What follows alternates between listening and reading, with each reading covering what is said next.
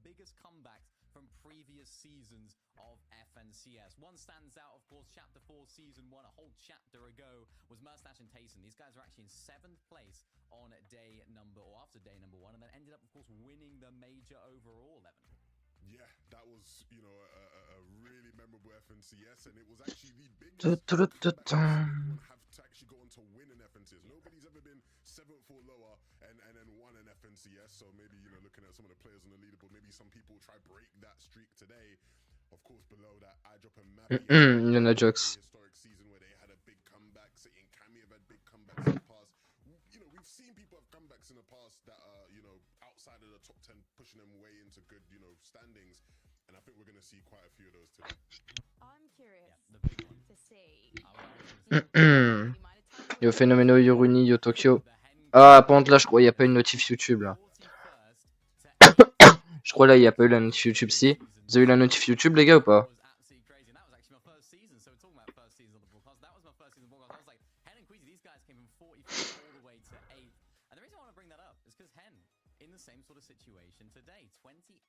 On the leaderboard, a little bit further down. So, could we see a little bit more of a comeback from these guys today?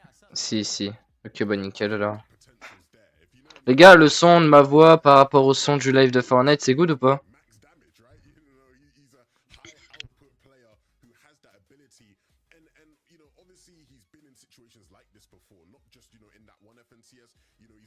So many times where he's had to make a big comeback happen. He did it at the Invitational, a couple years ago now. And so he knows what it takes. He knows how to react to a bad day. And the thing when you look at their games yesterday, Mini, is that, you know, it wasn't necessarily the best of days, but there's something there to work with. There's a platform to build off of where they were able to make some deep runs off the back of some hen clutches nonetheless. So if they can keep making it deep into these games, but maybe, you know, do a bit more max damage like Hen likes to do and get a couple more eliminations, they could be well on their way to a big comeback today. Yeah, his name's Max Damage Hen, but we didn't see too much from them yesterday. It wasn't quite a day where maybe you were used to seeing Hen. If you're quite an OG Fortnite viewer, you expect Hen to be jumping in boxes and stuff. They only actually managed to average 1 elimination per game in that day yesterday. Only 7 other teams had less than that. So although they're in a good position, they need to ramp up those elims. I think someone also needs to have a word with Hen because his name is Max Damage Hen 75. But actually, don't you need to damage someone 200 to eliminate them in this game? Anyway, that is... Ok, ouais. Attendez, on va mettre d'autres POV. On va mettre d'autres POV en vrai, parce que... je vais mettre mon Graal, hein, normal. Je vais mettre qui d'autre? Bah ça va être, je connais déjà mon Graal. Il y a qui live? Ouais, il y a personne. Bon, on va laisser mon Graal et le stream de Fortnite. Oh, ça va et vous? Ça va toi, ben? Use des Feroud.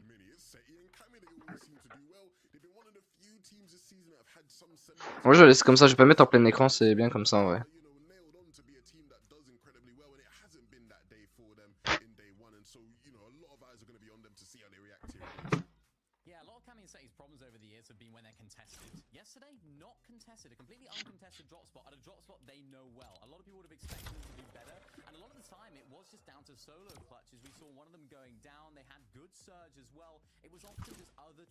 En attendant les gars, tant que la première game elle se lance, je vais vous mettre sur Fortnite.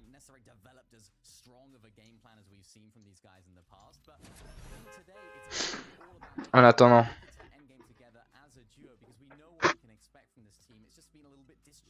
Ça va être toi Chris. En attendant les gars que ça lance, je vais laisser le son comme ça moi je saurai quand est-ce que ça lance, on entendra le bus. En attendant je vais jouer un peu. Yo Escalion ça va?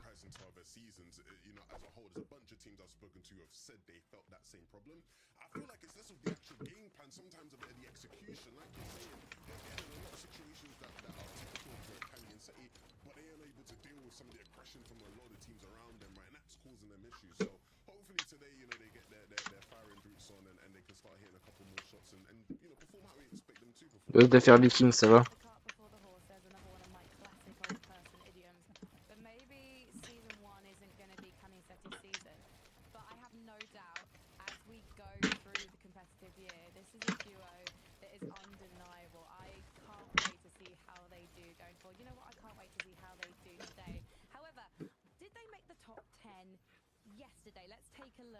the leaderboard. Yo, dynamique, ça va. You'll see some duos on there that you know and love, and you've seen achieve greatness in the past. But actually, in 10th position, No Kill Wild and Iron. To be honest, I didn't expect them to make this much of an impression so early in the grand finals, Nick. Yeah, and neither did I. Neither did a lot of people. I think it was a great first Bien et toi, bah nickel. Hein. guys, and of course, us on the desk, a lot of people at home would have been surprised that they were actually able to get that VR. I think for me, it was just, was that going to be the end of their day? Was that going to be their moment in the spotlight? And it wasn't. They continued to be quite consistent the rest of the games, and to find yourself in 10th place here, 11, it's not bad at all. Because we often see teams that have a good first game, maybe lesser known teams, they get a little bit too excited and get a rush of blood, and then things start to go worse. But it hasn't happened for them. Yeah, no, as we established earlier, I've done a lot of these FNCSs now, and we see teams do that. Yo, Jojo, ça va. But these guys are stuck at it, and to be the team, a team who, Attends, Jojo, c'est toi que j'ai en ami sur la play, non? last game of lower bracket round 3, so technically when it comes to FNCSs, they actually won back-to-back games if you want to get a bit fancy with it. But these guys have stuck there. We'll see how they do. Obviously, landing towards and more of the map, they're sort of around, the likes of Eclipse and Dexy. De se défaire Chris. Fight at Lavish Lair was one that they were doing a great double sort of third party in at times, right, and trying to get surge there. So definitely an interesting team. But honestly, man, I think the team everybody's eyes have been on, Verdil and Reason up in first place. I mean, talk of surprises, I definitely did not expect to see them there, Mini. Yeah, I didn't either. Even on socials, I was looking. Vadil said, I don't know how I'm in first, but we're in first. We're here and we're ready to go. It was an interesting day for them yesterday. They didn't have any like massive pop-off games, right? We didn't see a massive victory out from them. We didn't see a victory out from them at all. But they were really solid in their game plan. They didn't have T'es plus fort. C'est ce que manette. Après, c'est parce que je suis juste bon en build et en edit. Sinon, j'ai un aim de merde sur CS1. J'arrive pas à l'aim, c'est trop dur. Et puis, c'est pas parce que je sais build edit que ça veut dire quelque chose. Genre, il y en a, ils sont bons en méca, mais pourtant, ils font aucune perf en cup. Genre. I want to see the leaderboard again because I want to see the competition for Vadil and Reason. Vadil and Reason didn't get a victory royale yesterday, but they are so consistent in those fights in particular, as well as getting to that end game, that they have really blown away a lot of the competition. However, Benno and Tayson, when I see these guys already in second place, I just feel like it's inevitable. Yeah, I mean, look, I sort of said yesterday I thought they were going to win FNCS, and because I just think they're so great.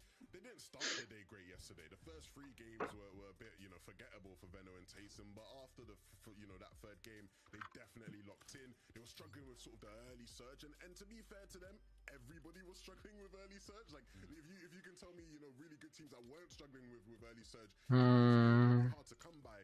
But then once they sort of understood the assignment, Venno did what Venno does, right? Venno was tied for the I thought you rocket racing, bro. 11, he was spamming that sniper rifle. Tayson was setting them up to play for high ground a lot more, which was part of the friction they were having as a team earlier in the season, Mini. And so to see them actually being able to get in these positions more, Venno definitely rewarded Tayson by then, putting up excellent performances in these types of positions. That win there as well that he got was so clutch, right? Came down to literally half a second. So these guys are looking very strong. They have momentum now, and that's a scary prospect for anyone that wants to even think about holding the axe of champions. Yeah, I was really impressed with this team yesterday. The way they changed their strategy on the fly, they were looking towards that east side of the map for their surge tags. They went more west when it wasn't working out, try to fight a little bit more early game, which we highlighted yesterday. They're very good at. And they're one of those teams that, of course, are doing the damage in late game as well. They're always in that top 3 in those final 5 zones in terms of damage dealt. So it seems like they're really fragging out when it comes to that side of things.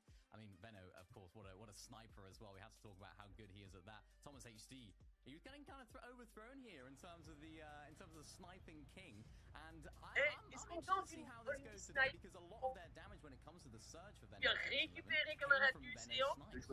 Yeah, absolutely. I mean, look, I made a bold claim yesterday. I think he might be the best sniper in EU, and I'm sure a lot of the Danish people who used to like me, definitely weren't a fan of me saying that. Merde, ma manette elle est même pas branchée. Thomas obviously was keeping up with the snipes. Some of the snipes Thomas was hitting yesterday were really Ok, good. Unfortunately, Venno was Juste de faire Mokhtar. Yo, Chafou, ça va.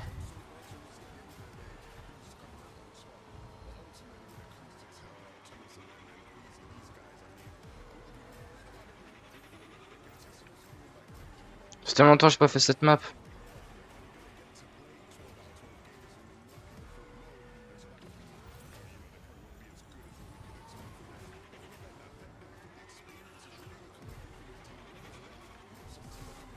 Ouais. Wesh, ça va? Ouais, toi. Bah. Toujours en Eh, dernier, hein. normalement, Weekend Pro, je fais mon live 24 heures. Ouais. Weekend Pro, enfin samedi pro. T'es dispo, genre samedi au soir pour le jeu d'horreur? Vers quelle heure? Bah, je sais pas, on verra en vrai, mais faut que je planning encore tout là, mais.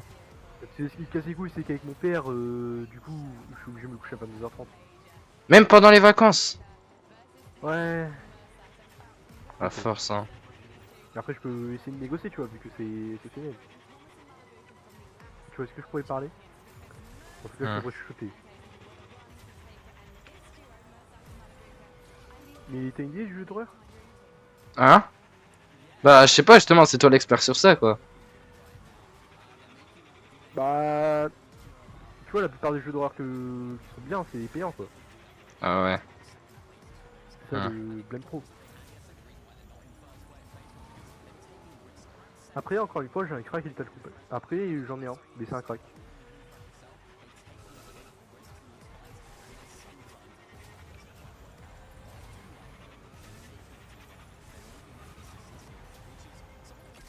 Oh, je les ai tous rattrapés au dernier moment. Les Artox, ça va? Faut que je planning tout, je vois ça encore dans tous les cas, donc. On a 300 places.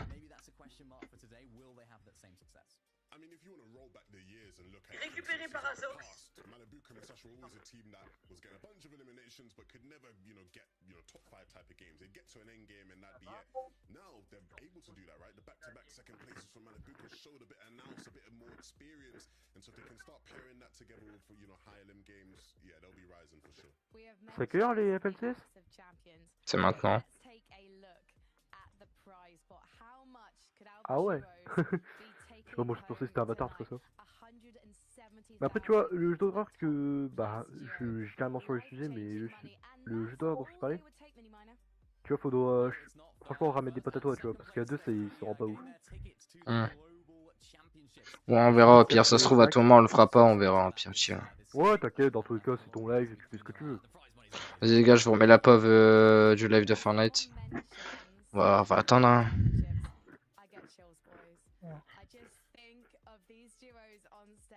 Yo, The Musim 29, ça va? Attends. Tu utilises Internet Explorer là? Hein? Tu utilises quoi comme moteur de recherche?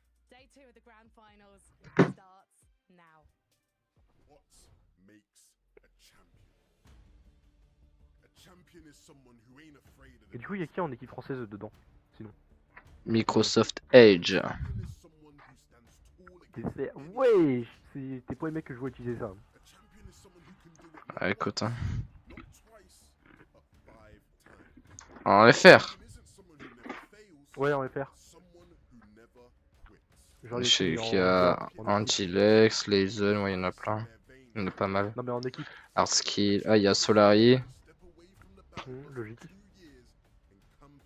Solari. Genre mate, non? Team Paps, non, ils sont pas qualifs. Ah, les losers. Putain, il fait chaud, j'ai chaud. Mets-toi à Walp. Tu vois. Les gars, regardez d'ailleurs, en attendant que ça se lance, je vais vous montrer un clip sur le live de Swen. Attendez. J'ai rentré. Enfin, une fanzone que quand il faisait des PP Swen en solo 0 build. Je vais vous montrer un truc qui était pas mal.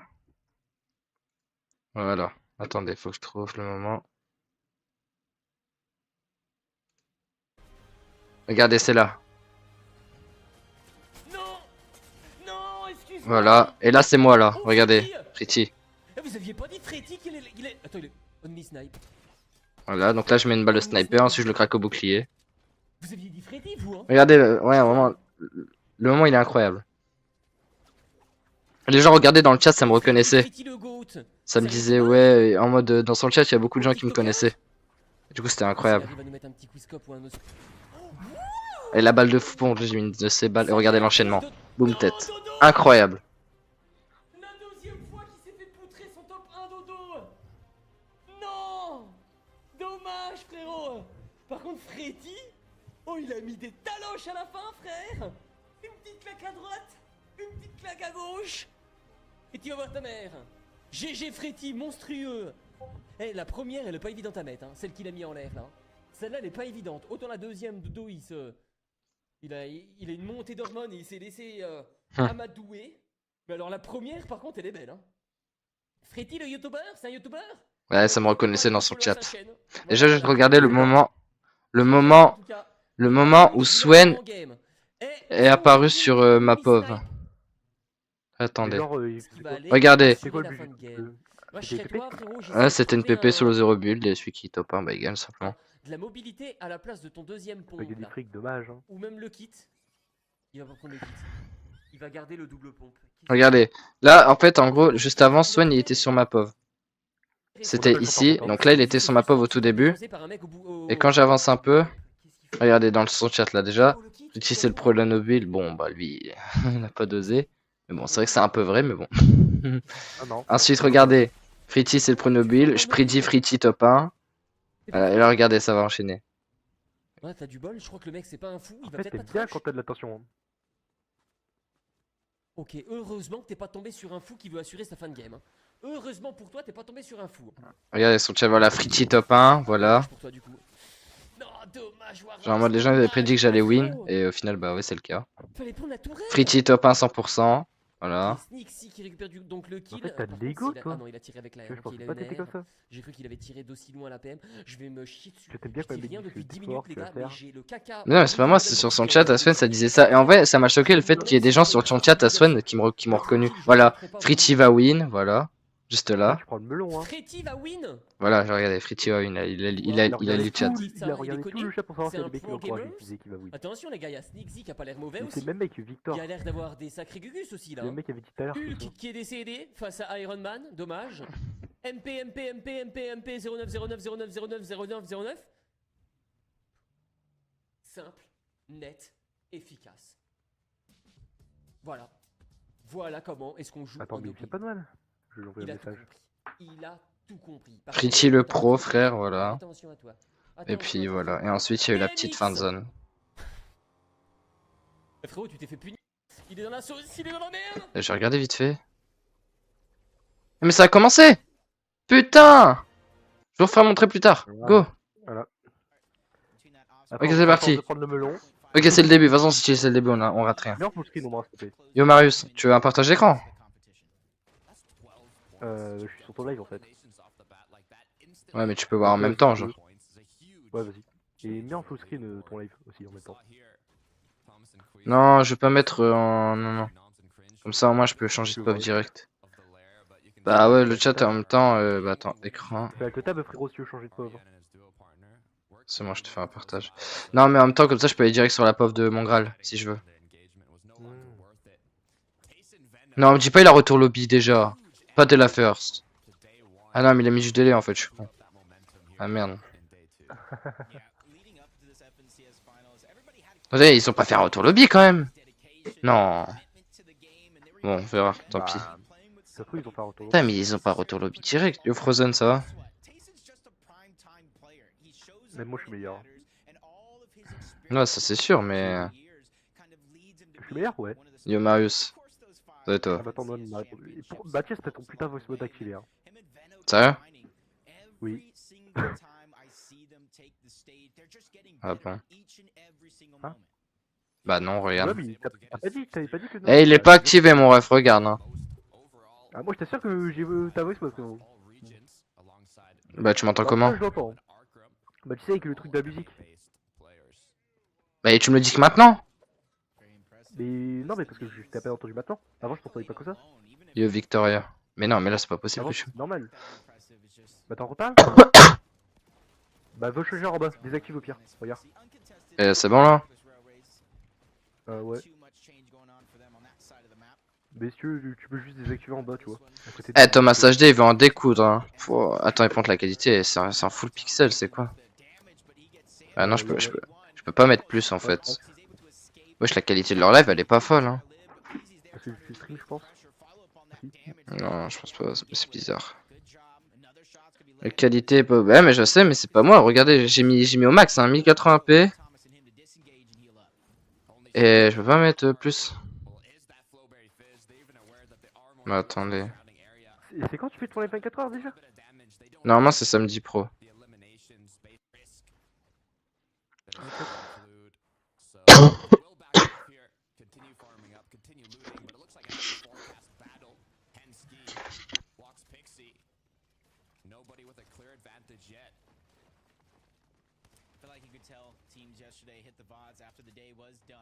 More times than not, Hem and Vasquez were able to get this uncontested, giving them a huge advantage with the forecast tower. Somebody else, I think, was able to grab it. Mais en 1080p, mais c'est déjà fait. C'est déjà fait. On peut pas mettre plus. Ah, mais là t'as les flics.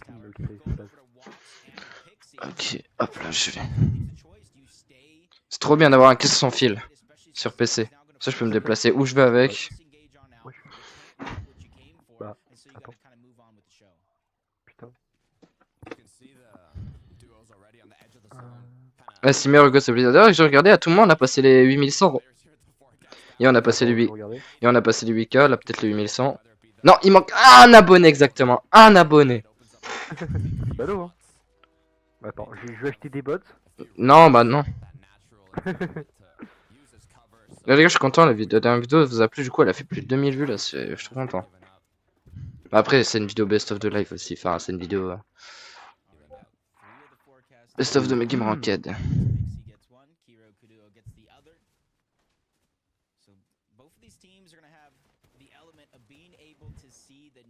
Faut que tu remettes les anciens live. Hein. Faut que tu fasses le best of des anciens live. Si c'est à l'époque. Mais je les ai plus, je les ai tous sup. Pourquoi tu les as su d'ailleurs? Je sais pas. Parce que c'était l'époque, c'est frère, gros. Comment ça? J'étais trop gênant à ce moment-là. La classe. Ouais, Simerlot Gaming. Ouais, bah ouais, t'inquiète pas, je me rappelle ça. Isabelle, ça va. Je me suis abo. Et let's go, 8100. Putain, carrément 8103. Ah ouais. Let's go. Et bah voilà. Allez, plus que... Il reste 1,9% de l'objectif des 10K. Voilà.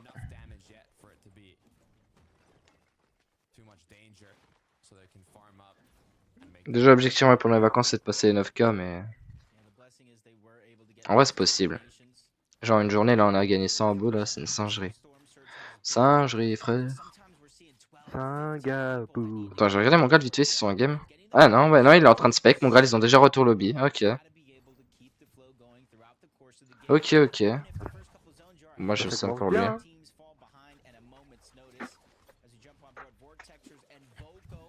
Tu étais sur live de Swen cet après-midi. Ouais, je sais, ouais. Bah oui, bah oui. Enfin, pourquoi je dis je sais, oui, bah oui. J'ai fait CPP, ouais. J'ai rentré de ses clips au snipe. Hard skill, aïe. Force à lui. Ah, il y a le K-Corp. Je sais pas qu'ils étaient sur Fortnite. Non, ils sont pas sur Fortnite là, K-Corp. C'est juste le mec qui s'est renommé comme ça. Cassé. Oui, mais il s'est renommé comme ça, juste le mec, c'est tout. Mais la K-Corp, ils ont jamais fait d'annonce en mode ils étaient sur Fortnite. Hein. Monaco. Ah, c'est vrai qu'à Monaco, ils sportent. J'ai oublié que ce... En plus, Miskin, Monaco, ils sont casse par JP, frère. Non, mais vraiment, le pire truc à faire. JP? Ouais, JP, genre pour manœuvre, quoi, oui. Je connais pas du tout. Mais arrête ta gueule, mais bien sûr que tu connais JP, frérot. Attends, redis. JP, genre pour manœuvre, le bouc qui traîne avec TK, qui fait que de rager, qui sait pas parler, qui fait que de bégayer, blablabla, enfin bref. Je regarde pas TK, frérot. Mais non, même si tu regardes pas TK, tu connais quand même JP, genre, tout le monde connaît. Mais toi, t'es perdu, toi. Je suis juste pas Fortnite, c'est tout. Mais même, il fait pas que du Fortnite, il fait tout, lui. Il fait tout, lui. Ça... Je sais pas. Bah attends, c'est quoi? Regarde, c'est très simple. Ah, tu vas m'envoyer un. Non. Jean-Paul Manov. Voilà.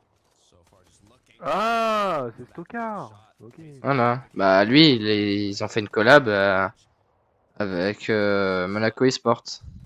Et du coup, c'est les casters. Avec Naruto, Vip et tout le reste. Le défaut bio. Ouais, bien sûr.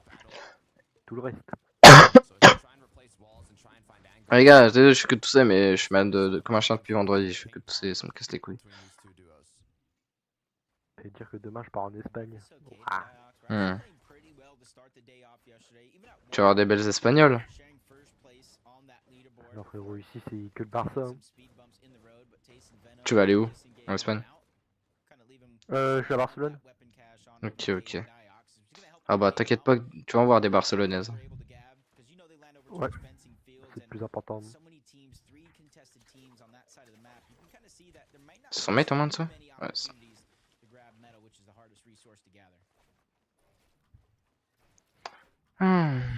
Owen, ça va? Je vous les gars, c'est une grande finale, mais c'est pas la grande finale de la fin d'année comme on avait spec la dernière fois. Je sais plus TK 78 c'est les winners des FNCS, c'est sûr, ouais vraiment. Vous TK c'est le seul mec qui a le même niveau depuis la sortie du jeu. Ça, c'est ça qui est incroyable en vrai.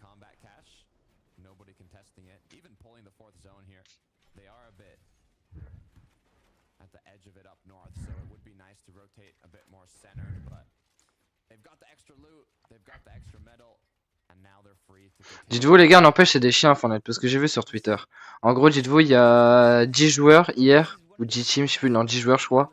Hier, ils ont pas pu proc dans leur game. Et du coup, Fortnite, ils ont même pas décidé de remake les games, genre même pas, genre ils ont continué quand même. Alors qu'il y avait des gens, ils ont même pas pu jouer alors que c'est une grande finale et tout, genre. Du coup, bah ils ont rien fait du tout, ils ont pas relancé le truc et tout, ils ont rien fait. Alors que quand mon Graal et Savage, ils avaient même pas proc dans leur game en demi-finale, bah là, Fortnite, ils ont remake le truc, genre ils ont recommencé. Quand c'est mon Graal et Savage, mais par contre quand c'est les autres, bah non, rien. En fait, faut être mon Graal et Savage pour que les games soient remake. Dommage. Il troll hein.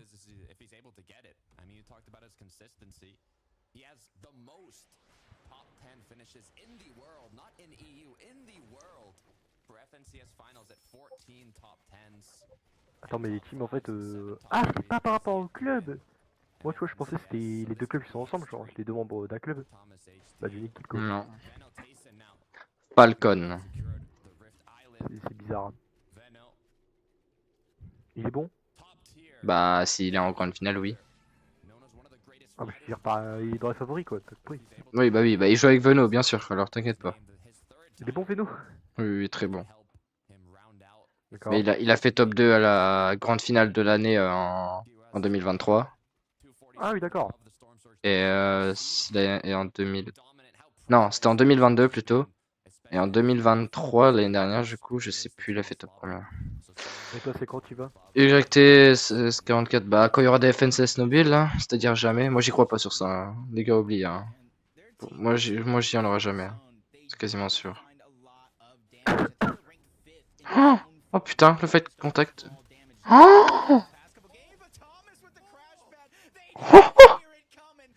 Alors eux ils dorment sur le PC eux dans le bœuf. Oh, et quoi?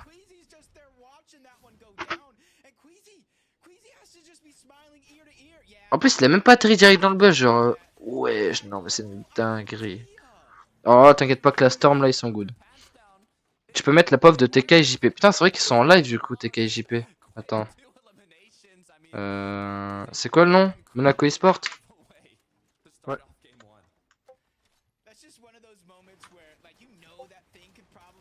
Monaco eSport. Naruto V. Ah il est là. Ah mais pub de merde. Non attends on va mettre ça le temps qu'il y a la pub.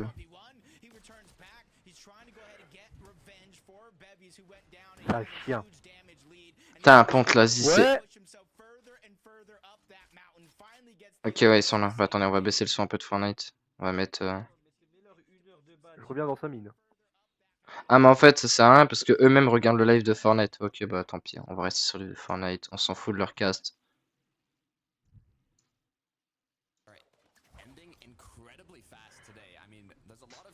TK ne live pas, mais TK il y a un à voir là-dedans lui.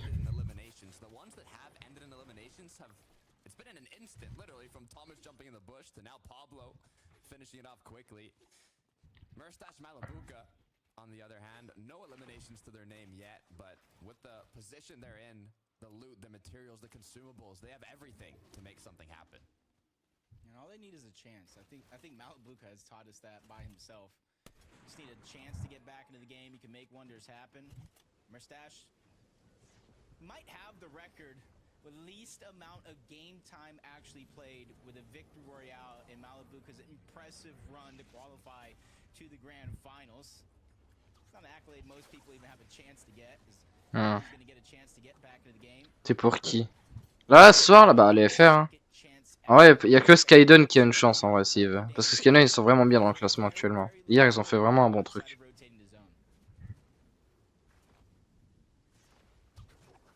En vrai, les gars, en vrai, moi, je sais pas caster ou quoi. Je vous ai fait ça parce que. Bah, je vous live le truc parce qu'il y en a, ils ont pas Twitch. Du coup, ils peuvent pas regarder la finale FNCS pour ceux que ça intéresse. Du coup, bah. Je vous stream le truc, quoi. Ah, attends, je me mute 2 secondes.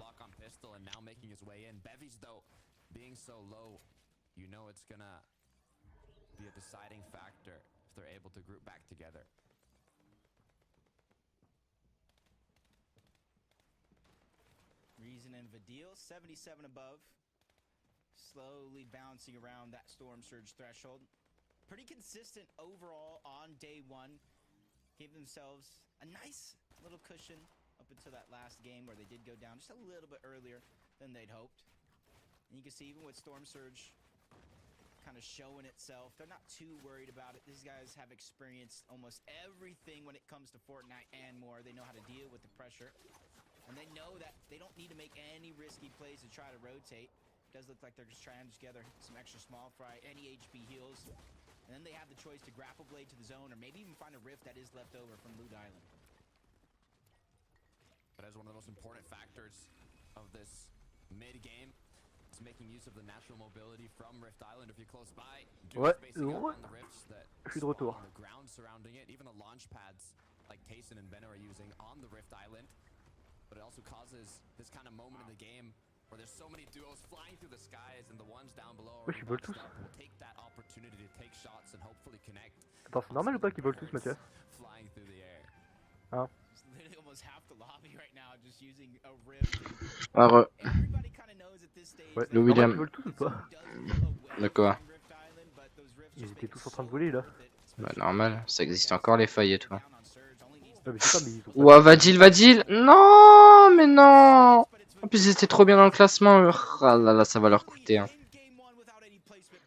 Dommage. Bon, les gars, demain, nouveau short. Parce que bah, il est déjà prêt. C'est bon. Le short sur le truc de Swen, il a déjà fini. Le monteur, donc nickel. Demain, nouveau short. Ah, il est trop bien!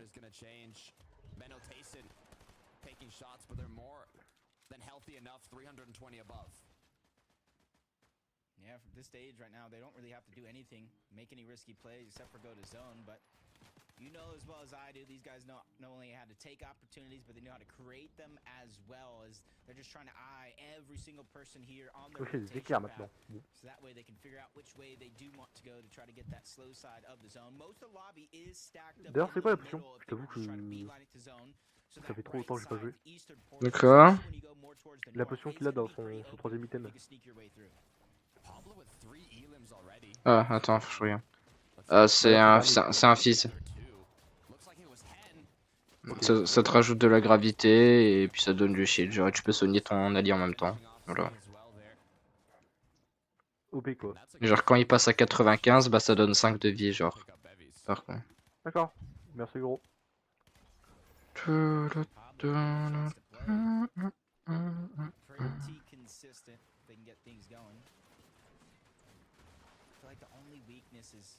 Kind of biting off more than they can chew in certain situations in those off-spawn contested fights. But you can see first place is down.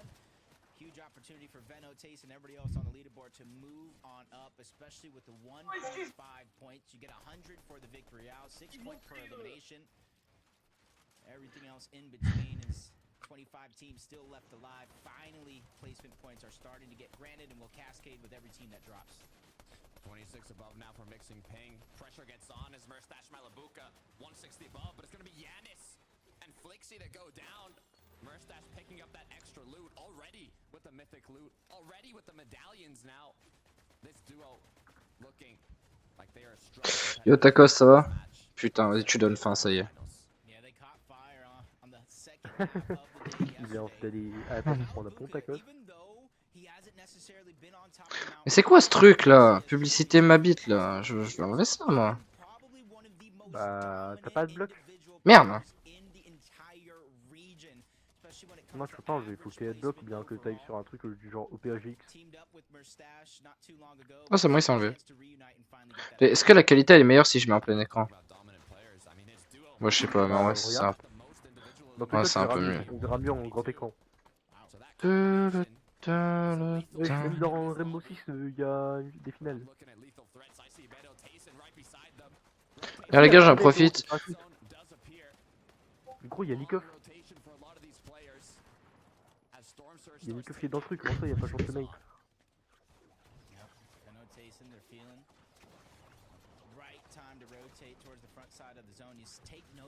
They're going to stay away from that ultimate low ground. They'll always try to find some layer that they can hang on to and an opportunity to go to the front side. He's trying to save Tayson. He gets the body through the box, but he is still knocked, and that team is still on the other side trying to break their way through. And there's even a threat at the bottom, but I think Veno has been done enough to buy the time to get an opportunity at the very minimum to get Tayson back. But you see the just in case, he's dropping the... Est-ce que je peux donner des nouvelles sur les trucs roquettés, gars?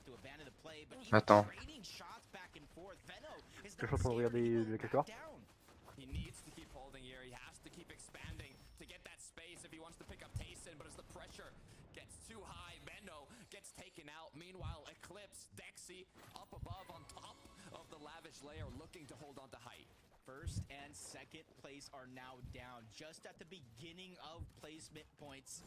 Malibuka, Mustache, this is your shot. Queasy, Thomas, those are our third and fourth place teams as Pablo still doing work here again. Non, c'est vraiment pixelisé de fou pendant que leur live, gros. C'est quoi ça? Attendez, je vais mettre en 720p et je vais remettre en 1080. Non, ça change rien. Hein. C'est vraiment de la... Elle est vraiment nulle à chier leur qualité. Yo, Maybex. Attendez, ça se trouve, ils sont peut-être en live sur YouTube à tout moment. Je pense pas. Hein.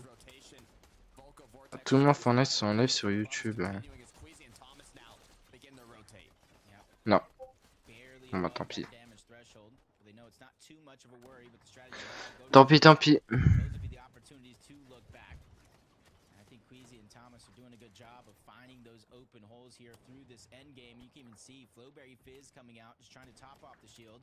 Thomas still moving forward in the zone as well. We know how much Queasy loves or has loved playing high ground in the past, which is why I love seeing this duo play closer to second height. But there's so much elevation between second and ultimate high ground currently that they have to find that right opportunity to strike, to chop them down and go for it. Meanwhile, down in the dirt, Merstash, Malibuka, 3 medkits looking like they could potentially have that win condition. Great use of the flow bear, and they immediately go to the front side of the zone as Thomas. Ok, Thomas AG, est toujours en vie. Si ils sont sur YouTube. Bah attends, on laisse la fin de game et on verra après. Quoique en vrai j'ai le temps d'y aller. Fortnite. Wesh, ça m'a mis foot de rue extrême gros comme premier truc, c'est quoi ça?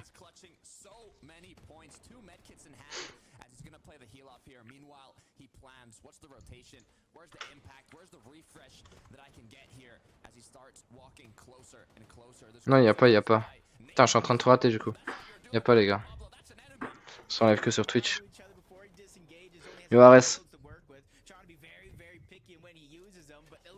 Il y a des Canadiens pour qui sont à la finale. Ça, je sais pas ça.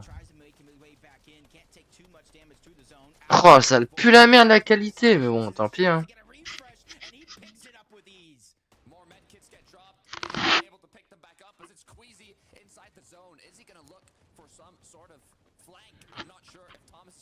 Vous dites qu'ils t'ont pas avec les kits? Il va roter, y'a pas le choix.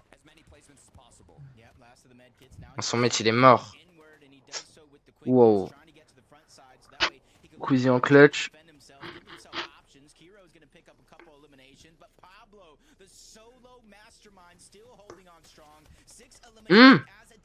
Oh. Ok. Tu Monaco Merstache. Ok.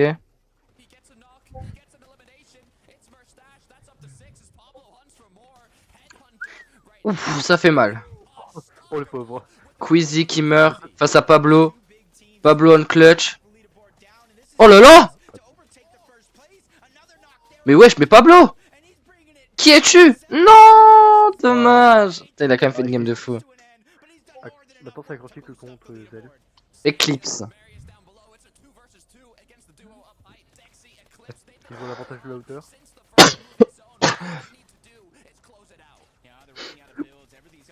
Oh non! Ils avaient la hauteur et ils meurent quand même? Ah voilà. Ah, mais Sommet est mort de chute, je crois. Ok. Intéressant, très intéressant pour le match. Bon bah, voilà. Je suis un expert, mais je m'y connais pas du tout. Hein, voilà, je tiens à le dire. Bon, mais si mon Graal, il va devoir retourner à la maison. Mon Graal, ouais, même. Ouah, voilà, oui, attends, mon Graal. Ouais, 360p, tu m'étonnes. Est-ce que son live aussi, ça le fait les pixels? Ah ouais, son live aussi, c'est pixels, mais what the fuck? Attendez, je vais faire. En fait, je sais peut-être c'est quoi, les gars. Attendez, je vais tout enlever. Je vais faire ça.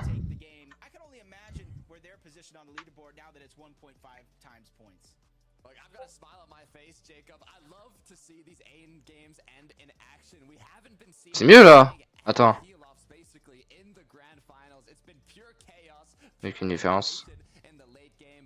Je sais pas. On verra. Bon, on verra. J'ai pour lui ouais, Simmer Kevin, hein, on les a passés hier en plus. Alors chaîne c'est Fortnite compétitive sur YouTube. Les mecs qui utilisent Opera ou Google, par pitié. Toujours fait comme ça, alors c'est pas toi qui me donne les ordres. Ah mais oui, je les ai vus sur ceux-là. Ah, ça sera peut-être mieux sur YouTube.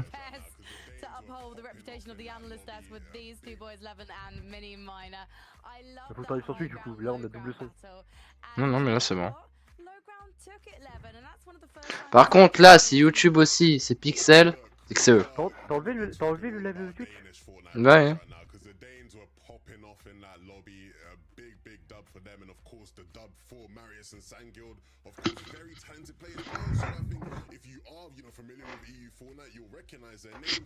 Especially when it comes to Marius, right? He's someone who a lot of players talk about, you don't want to fight this guy in creative. He's absolutely cracked. And they had that FNCS performance that's made you go, wow, these guys are here. A big win. And like Frankie said, right? Doing it from a position that not many teams have managed to do it from this weekend. Yeah, you're absolutely right. I mean, you talk about players that are up-and-comers, players that have the talent. Marius has to be one of those players that are on top of your list. Ah ouais, c'était pas Pixel là. C'est déjà mieux quoi. Or out on the pitch, I guess you could say, out there in the on the map. So it's great to see him actually performing right here. It was a nice favorable zone for them, close to their drop spot. C'est clairement mieux, bon, on verra. Particularly when the zone does pull back like that, you're going through all those old builds, you're going through all that mess that other players are trying to do. So nice job from that team, and you can see a little bit of potential there for the day, because of course it's 1.5x points, so that could jump them up the. Je comprends rien à ce qu'il dit, mais je suis d'accord avec lui. Ah, tu vois, moi c'est juste que le son, vu que je suis sur Spotify, c'est vraiment, mais tu vois, je comprends. Ouais, tu comprends, oui. Bah frérot, je suis bon en anglais moi. C'est vrai. I can't wait to see the leaderboard for this one when it's ready, because interestingly, our number one team going into game number Fais un œil, jamais de la vie. Bon, en attendant. En attendant, je vais vous mettre sur Fortnite. Voilà. On va... Je sais pas, je vais faire un peu de solo build, je pense. And it was paying off, right? You rolled the dice a couple times, you're gonna roll not in your favor, and so I think that was a situation last game where that happened. To be honest, I'm just impressed by Pablo Ringo and Bevies from that game. Pablo's clutch, oh my goodness, man, that guy was going crazy, Mini. Every time I thought, okay, he's done now, right? Surely he's done now.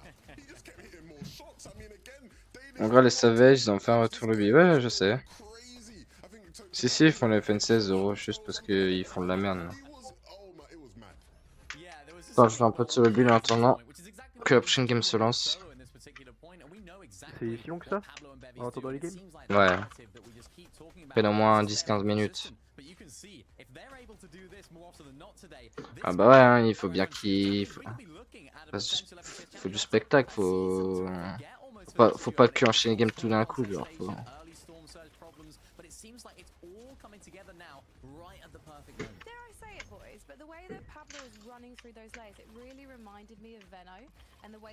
Attends, pourquoi mon DP à chaque fois? Oh là là!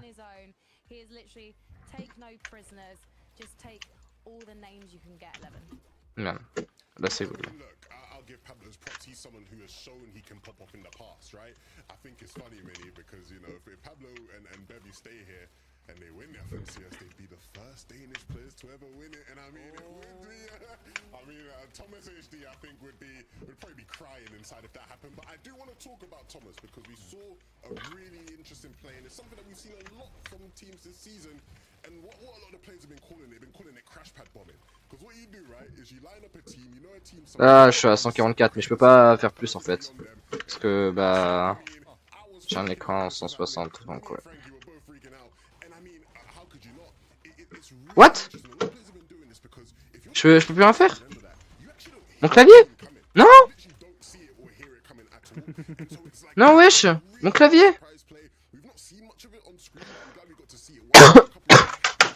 Il s'allume plus. Mais quoi? Mais attends, mais c'est quoi ce beans?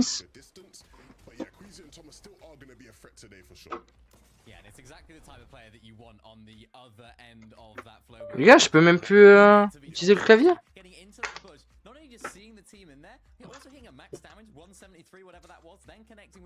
Mais attendez, mais c'est quoi ce délire là? Mais attends, mais je peux... Le GMX. Mais attendez, mais je suis pété. Non, en fait, le jeu va me faire. Ça va aller, t'inquiète. Bah les gars, si je peux plus utiliser le clavier, je peux plus retourner sur la pauvre de Fortnite, hein. Oh putain, je suis sur le live. Tout en haut à droite.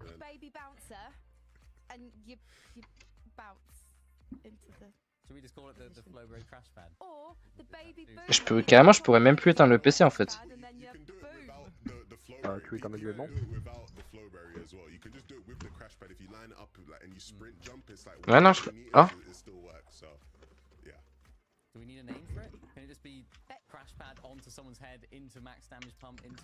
Non, fais chier, je suis mort. Ah, je peux rien faire, gros, non. Je sais pas si tu m'as répondu tout à l'heure, c'est mieux sur... Ouais, t'inquiète, Jimmy, t'inquiète, c'est pas grave. Mais vas-y, attends, là j'ai un gros problème là. Le jeu il va me faire vriller en fait.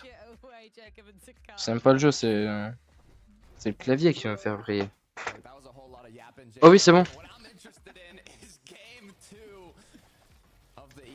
Alors, Game 2, ça va commencer, je crois.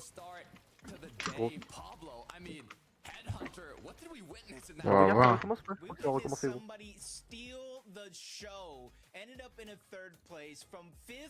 Non. Non, mais bah.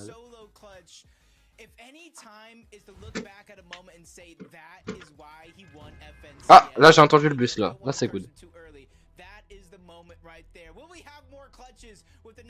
On a entendu le petit bus de combat. C'est parti.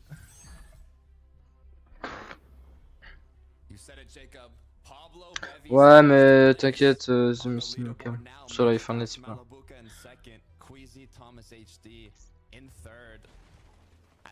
Ouais, il perd ce con, bien sûr. Dégâts de chute. Ok, là la qualité en vrai c'est mieux.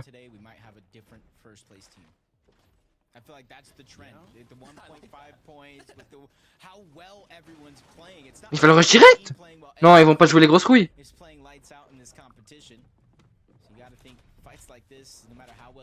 Ils sont 2v1 pour le moment, son mate est pas là.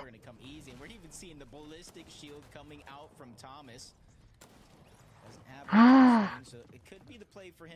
Quizzy qui meurt. Non.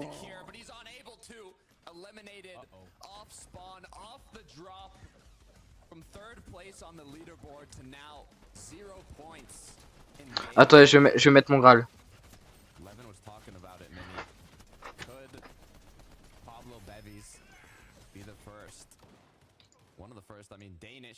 Est-ce qu'ils ont retour le bien encore ou pas? Ok, non, ils sont en vie. Bah, vous savez quoi, on va rester sur la pop de mon Graal en vrai. J'ai envie de regarder et de voir ce que ça donne. Top 10s, 7 top 3s yet to get that FNCS. That would be a script and a half. I'm just farming. We're pretty split. Definitely kind of be a huge streak. Just like this. Opportunity here to see the replay of Mongrel and Savage. Ah, mais en fait, ils ont tué les mecs au du spawn. Merde, par contre, attendez. J'ai le son du live de Fortnite. Ils ont tué les mecs au spawn, incroyable. Oh là là, mon Graal, mon Graal. Eh, il va en découdre, qu'est-ce qu'il... Bah, il veut en découdre, hein. Wesh, les adversaires, ils font quoi? C'est une finale FNC s'ils veulent push.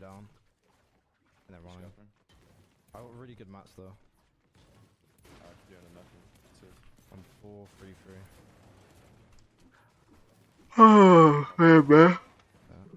Ouais, ouais, ouais, ouais.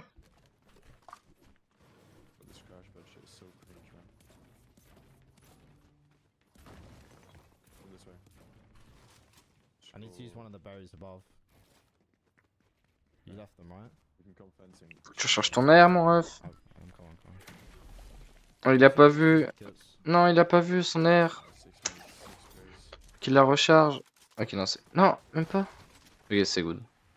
J'ai eu peur parce qu'à tout moment... J'espère plus de balles pour la... Bah, sur la pauvre de Savage, c'est mieux. Ouais, mais mon Graal, non. Mon Graal, c'est iconique. Déjà, juste le fait est, les gars, qu'il ait pas fait de FN16 depuis 1000 jours au moins. Et qu'il reprend la scène compétition Fortnite et qu'il arrive à se qualifier en grande finale, c'est déjà incroyable. Du coup, il y en a, ils ont tryhard encore tous les jours. Il y a tous des pros qui ont tryhard le jeu depuis le début. Et qui se sont même pas cool en finale. Juste mon Graal, lui, il reprend comme ça et il squale, c'est incroyable. Ouais, vraiment, j'ai mix ce genre. I'm getting stressed in here. This team with the Medallion's also trying to cut us off, I think. Look at that. Yeah, I see. I might go for something a bit. Be careful. Ce qui est premier la cap actuellement, je sais pas, j'ai pas regardé le classement. Mais c'est vrai, j'ai fait de la D la dernière fois. Ouais, mais après, calme. You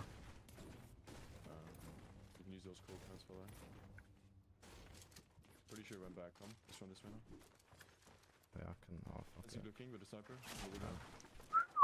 Sniper, ça peut aller vite, les gars. Une tête et c'est ciao. Hein. They're gonna look. Ah non, le sniper, c'est horrible. Pourquoi ils ont mis ça en cup, ces trous du cul? Still looking fencing. Bah, je sais, Kino, je sais. Yeah, we're trying. We need more surge, bro. We need to look for something. We can farm this now. Then we can just. Then we just need to stay edge one of the next zones, and then we just use our crash. Let's see what we can do. Grapple. Je crois il y a Vadil, GMX et d'autres, mais... Oh, ils ont double grappin, ils sont big bien. Bon, non, mais il vient quand là, ce gros là, là? Mais il a dit qu'il venait pas. Je sais pas, il m'a dit que je lui ai demandé qu'il se passe ce lien, il m'a dit bah non. Minis, but How much armor do you have? 150. Careful, I got hit. Bah alors, je croyais que tu venais évoquer, t'étais là en mode ouais, 17h et tout, je relais et tout, frérot, il est 20h, gros, t'es toujours pas là. Hein? Tu l'as invoqué. T'as dit quoi? Je croyais que tu l'avais invoqué dans l'invoque. Try and get some tags on these guys. Oh là là, mais gros, mais pourquoi ils veulent que push Mr Savage et, ça... et mon Graal? Genre, c'est nagué. En fait, wesh, ils prennent. Je sais pas. Wesh, la violence. Non, mais c'est entre nous, les gars, dites-vous, entre nous, à chaque fois on s'appelle gros lard, genre, alors que. Bah voilà. Buried. Alors que le plus gros, là, Exactement. j'ai jamais I need gros to là. pop a big actually. I'm popping. Ça, on s'appelle tous comme ça, quoi, c'est tout, hein, entre potes. Are they just on the other side of that wall? Here, close. Ah, bah il m'a déjà répondu, tiens. À votre avis, qu'est-ce qu'il va répondre? Je pensais que tu regardais les RLCS, moi aussi. You good? Got a wall. Il est trop con ce mec, hein. J'étais en cup. Voilà. Can we see? Ouais, mon rêve, j'étais en cup. I trust it. Oh, le Reagis. So we just crash back. We're probably sharing it with this team now. Ça, le pauvre. Il n'a même pas un cas de sub. Gros lard, bah ouais, écoute, hein, on s'appelle comme ça, c'est cool. Hein. Double that wall behind us is not ours. Ah ouais, tu regardes la NBA, bah au pire, mais frérot, tu regardes la NBA, bah tu peux venir en même temps en vogue. Enfin, je sais pas, y a quoi qui te dérange. Genre. Bah d'où du coup? Viens en vogue en même temps, comme ça, je sais pas, on peut parler et tout, c'est mieux. Frérot, je suis obligé de me taper Simon là, c'est nul. Je vous emmerde les gars.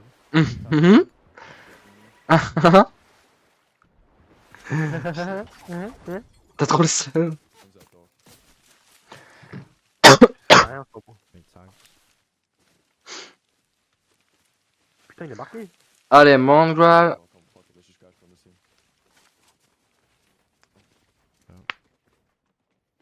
Balle perdue pour Simon. There's a team north, someone. C'est qui me défend?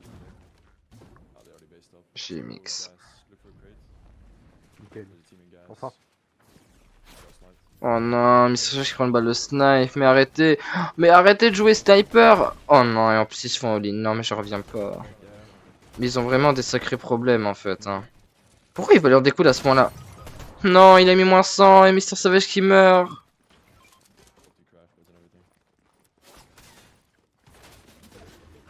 Non, je sens que c'est mort pour eux. Hein. Ils peuvent pas faire une game tranquille en fait. Vraiment, à chaque fois ils se font all-in par tout le monde. Allez mon Graal, arrache-les. T'es meilleur qu'eux, tu le sais. Je comprends, hein, ça va trop vite là.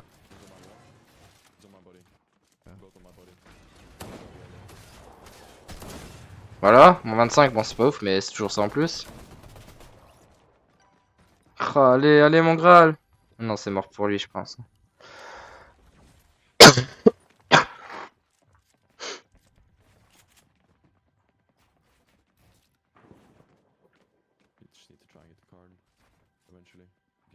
Il n'aura jamais sa carte, gros, c'est mort. Ils vont la camper jusqu'au bout, ces chiens.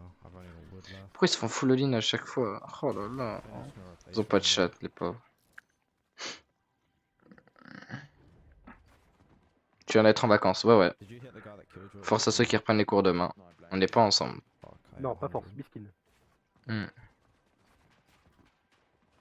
La zone C, ouais, nous on est en vacances avant tout le monde. Là, vous êtes en cours, blablabla. Allez hop. De toute façon, moi je l'ai dit, c'est toujours mieux d'être en vacances en dernier, tu vois. Comme ça, au moins, tu peux en foutre le somme aux autres. Ça, t'es bénef.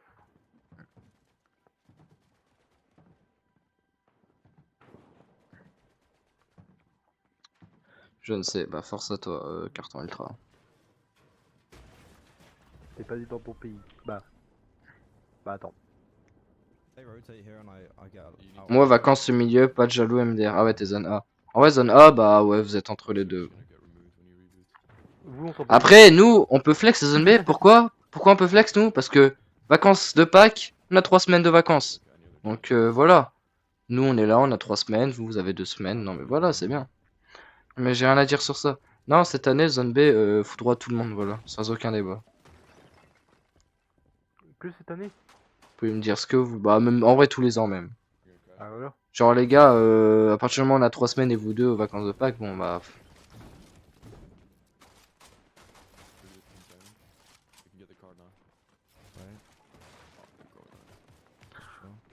Pourquoi 3? Bah parce que en gros, on a 2 semaines de vacances. Ensuite, la semaine d'après, il y a des jours fériés. Et nous, bah moi personnellement, dans mon lycée, il y a des trucs, et qui fait que j'ai pas cours toute la semaine en fait. Du coup, en gros, j'ai 3 semaines. Attends, en avril, t'as 3 semaines ou cette semaine? Hein? C'est quand que t'as 3 semaines? Pâques? Vacances de Pâques? Avril, Ah, quoi. toi aussi? Bah oui. Moi aussi, frérot. J'ai 3 semaines, bah ouais. Moi aussi, Pour frérot. ça, avec Ouais. avec les autres, on va faire un tennis du coup. En gros, je vais demander à avoir un terrain de tennis et du coup, on pourra... C'est moi, wesh. Non, mon Graal! On pourra quasiment l'avoir... On pourra quasiment l'avoir toute la journée. Bah sache que moi aussi. Il a je plus de maths. Bah, c'est mort pour lui. Non, mais il peut rien faire! Vraiment, je rage pour lui, frère! Oh. Non, pourquoi il y a plus de sang? Is it going to come that easy? Lands a little bit of a shot, not too much to scare down eye drop just yet. Oh, il y a même des pixels sur YouTube. Ok, bah c'est vraiment, c'est pas que c'est moi en fait, c'est juste eux en fait. Ah bah attends, il m'a répondu en message vocal, Noam. Qu'est-ce qu'il m'a dit?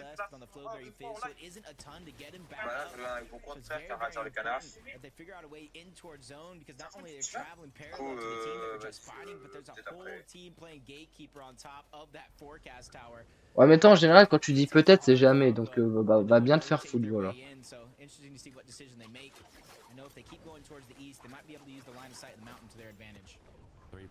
Les gars dans le chat, mettez des en mode ouais Noam tu fais quoi, viens et tout, genre mettez des trucs comme ça, genre. Et je... Noam, ouais, viens bien niquer ta grosse pierre, Noam. Non, mettez des Noam, ouais tu fous quoi et tout, viens on t'attend, t'as pas de parole et tout, genre comme ça je vais lui envoyer un snap et puis voilà ça va être drôle.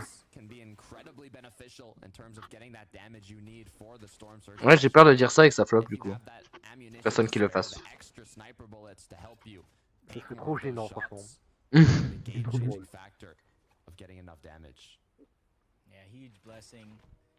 Bon bah y'a que JMX qui est dans le move.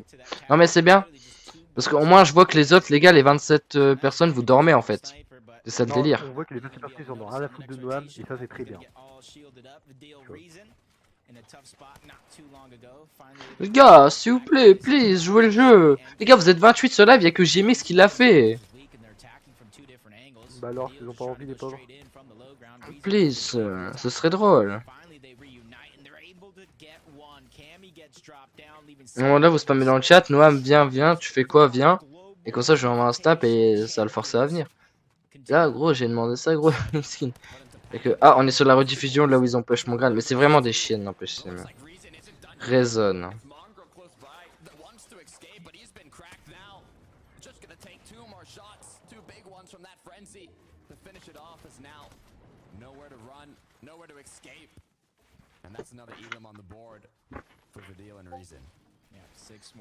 Ah merde, j'avais pas vu.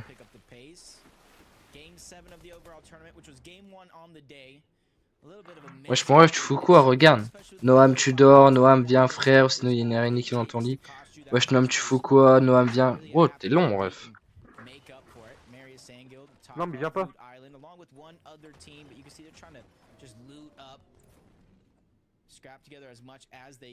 Le mec qui s'est fait contaminer. Voilà.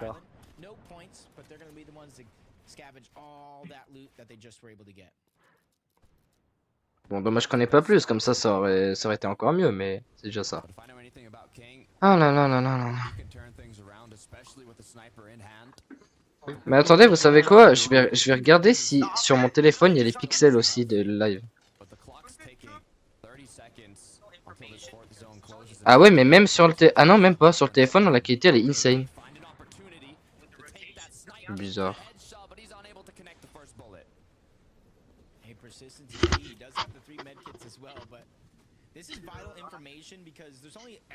Bon, bah ok, apparemment. Bon. Du coup, mais pourquoi la qualité elle est aussi nulle, frère? Oh là là. Non, en vrai, ça va, en vrai, j'ai rien dit, la qualité elle est bien. Faut savoir, hein. Eh Pablo, ça fait 2 fois il va rester sur Mater Zone, gros, c'est une dinguerie. Ah non, mais j'ai rien dit en fait. Non, Pablo, c'est celui de tout à l'heure qui a bien cloche là. Ouais, non, c'est. Ouais, c'est lui. Ah, il fait même pas la FSC, c'est la honte. Ce qui était trop drôle, les gars, c'est quand on avait regardé la FNCS avec. Il y avait moi, Simon, Livio, Noam. Je crois qu'il y avait Esteban aussi dans la Vogue des fois. Et on regardait tout, et quand on s'est tapé une barre sur le concert que Fortnite ils ont mis à un moment donné pendant la pause. Qu'est-ce qu'on s'est tapé une barre. Vraiment. Moi j'étais pas là, je pense pas. À ce moment-là, t'étais déjà parti. Mais bordel, ils avaient mis un concert pendant la pause, pendant les FNCS, la grande finale de l'année. On s'est tapé une de ces barres. C'était gaze? Oui, vraiment, c'était trop drôle. Du coup, on faisait des vannes et tout dessus. Enfin bref, c'était trop bien.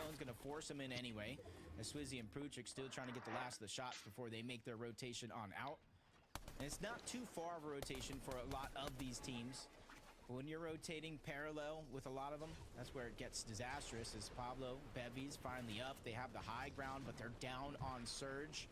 With everybody rotating, this is a great chance for them to pick up some shots here. Eh, Pablo, il veut la mettre sa balle de snipe, hein. Oh là là. Voilà. Bah voilà, il suffisait de parler. Oh, il a grappé à 100 mètres. Ok. Aïe. Ouais, mais mon ref, Pablo, je veux bien, mais quand même.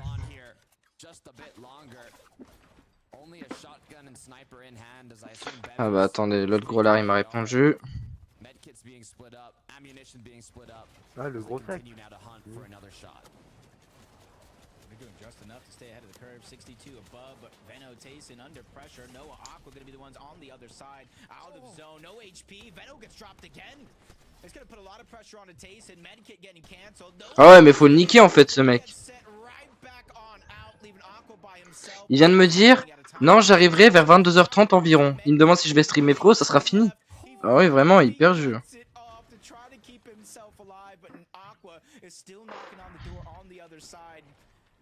He finally is disengaged. I think they realize this is almost a no-win scenario for both of these teams if they don't get out. And he actually goes down.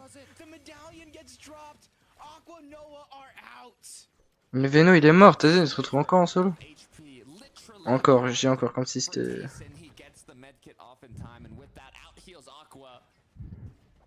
Attends, par contre il a qu'un kit frère.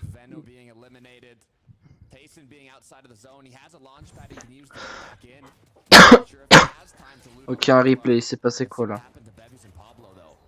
Oh, il est mort de la storm, le bug en face. Ils ont 400 points. Ils sont bien, je crois. Ouais, bah ouais, j'ai mis vas-y, fais ça. Hein. Le diable, ça l'amène au tout. Pouloulou. Je crois sur ça, mais vas-y. Je fais repérage de femmes sur mes réseaux. Pouloulou. Bam. Pouloulou. Elle m'a pas follow back quand je l'ai follow. Pouloulou. Fais la go. Il est macharo. La télé. Elle a été harcelée. Elle a été harcelée. Ouais, let's go. Qui est PG. Comme de Ron à Noam.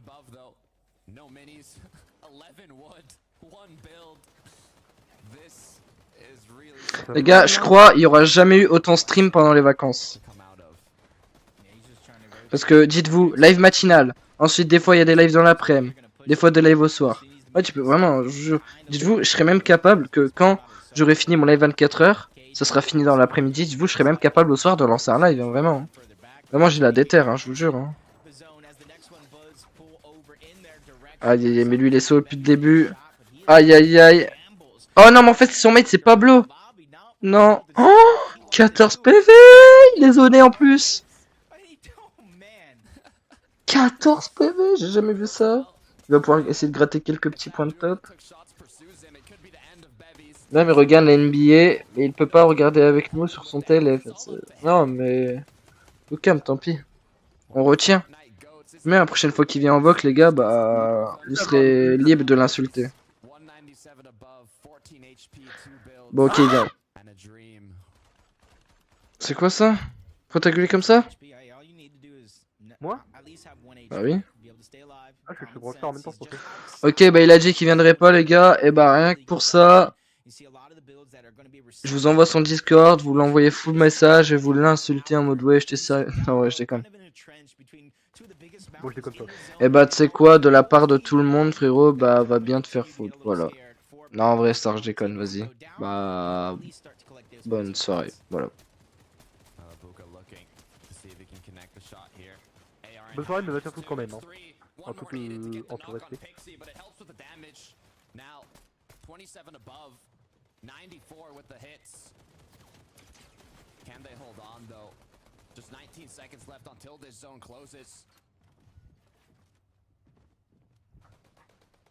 Oh, mais tous les joueurs, ouais. N'empêche, c'est vraiment une dinguerie. Comment ça a évolué au fur et à mesure. Avant, c'était pas autant stack. Hein. À l'époque du chapitre 2 et maintenant, frérot. Wow. Il est encore en vie. Celui à 14 PV. Oh, il a mis la tête. Ah, il a... À 14 PV. Oh, le refresh de ouf, il est quasiment full vie. Et il gratte des points. Oh non, mais il est trop bon. Oh, le sniper qui a carry. Oh, mais quoi? Ah, il m'a envoyé un message vocal. Qu'est-ce qu'il m'a dit? Qu'est-ce qu'il m'a dit ce gros là? Oh putain. C'est parti de la night. 9-4. Rien que parce que t'es pas venu ce soir, tu dois faire le live matinal avec moi demain. Du coup, en gros, réveil 7h et fin du live 18h30. Voilà. Bon, ça va, moi je me réveille à 3h30 demain. Ouais, vraiment, oui, c'est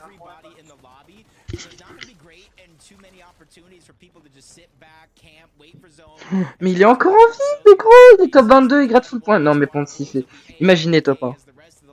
Mais tu vois, Anna, c'est ça votre problème, les gars, les gens qui spamment. À quoi ça vous sert? En plus, vous allez être ban en 2 secondes. Vraiment, les gens qui font ça, vous êtes ridicules. Vraiment, à un moment donné, faudrait peut-être réfléchir. Hein. Ah bah, il est mort. Non. Il est tué par Ogavo. Non, il est mort, ça. Non. Mais il est mort comment? Bah wesh. C'est toi le joueur Fortnite, hein.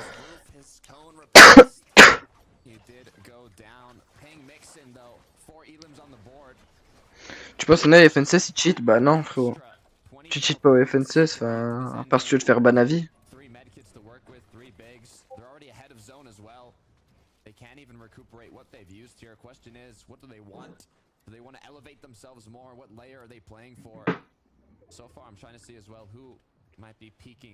For that high ground, it is 9th zone. It's the first moving, and it commences. Yeah, what they're doing, you can see it. Peeking through the cone, gathering information. Oh non, Gives them c'est flexibility con and là. options. Do I stagger myself? Do I continue to stay towards the front side? Depending on what they see here is going to give them that answer as Mustache bumbling a little bit, trying to make it on over to Malibuka as players cut off his path with the grapple blade, but no harm, no foul, able to reunite into the same box. Voco and Vortexers having to do the same thing, but 21 below the damage threshold. The quick fadeaway shot coming out from Voco is going to get him above, but he takes a shot himself. Dommage, j'aurais fallu que je sa vie. Ouais. Alors les gars, j'ai une question. Si demain je fais un live matinal, ou en vrai je voulais faire le live matinal où je rush une réal. Mais je me dis en vrai, j'ai pas envie de faire ça tous les jours. J'ai envie de changer de truc et faire ça au fur et à mesure. De toute façon, j'ai encore le temps avant la fin de la saison. Mais est-ce que si je fais un live PP abonné demain matin, est-ce qu'il y a des gens? Après, je dis ça aussi. Au pire, je vais en faire un post commu. Au pire, ça ira plus vite.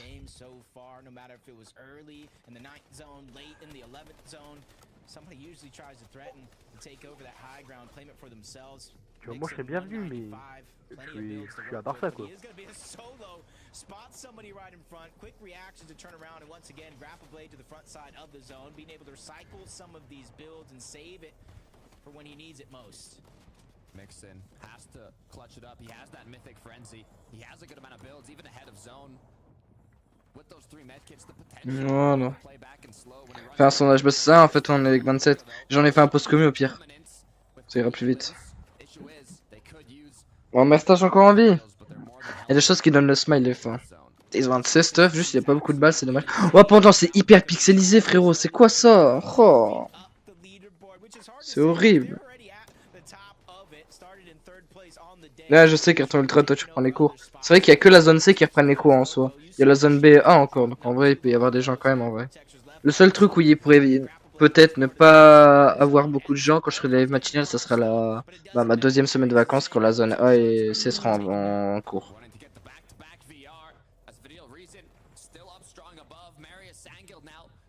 Ce qui est cool, c'est que la nouvelle saison, c'est un vendredi. Il y en a, ils seront en cours et moi, je vais pouvoir découvrir en live. D'ailleurs, les gars, sachez que du coup, bah, vu que je sais ça marche bien, je vais lancer un live, genre, je pense, en vrai, je sais pas vers quelle heure. Genre, je pense que je lancerai, genre, 10h, 11h. On attendra pour lancer le jeu, parce qu'en général, on peut jouer vers midi, 13h et un truc comme ça. Je lancerai un live avant, et comme ça, en attendant, on découvrira tout en live. Tous les leaks et tout qu'il y a eu, la nouvelle saison. Oh là là! Non, meurs pas de zone! Ok. Des kits? Mes kits? Ok, c'est bien. Lyson qui est encore en vie, putain, j'avais pas vu. Lyson le FR, le joueur en manette. Déjà vendredi, mais vendredi prochain. Ouais, le vendredi de la 2e semaine, donc dans 2 semaines. Par contre, j'ai seum, du coup, je pourrais découvrir la nouvelle saison que le premier jour. Ensuite, le week-end. En vrai, non, en vrai, je suis content, je pourrais découvrir le premier jour en même temps que tout le monde. Mais le week-end d'après, enfin, le week-end, le lendemain, direct, je pars à Disney. Donc, il y aura pas de live le samedi et le dimanche là, du coup. Il y aura une vidéo, normalement. Enfin, non, mais il y aura quand même une vidéo. Antinex en vie aussi? Mais wesh. Attendez, est-ce que Lyson est encore en vie? Non, il est plus en vie. Angilex. Mais non. Ok, Angilex peut-être. Peut-être DFR pour le top 1. Est-ce qu'il est encore en vie? Il est encore en vie, mais Vadil il a full kit, il est trop bien. Ouais, je crois c'est... Après, il peut un V2. Ouais, il peut un V2, c'était sûr. Non. Le 1v2. Bah après aussi, ils avaient plus dit Angilex.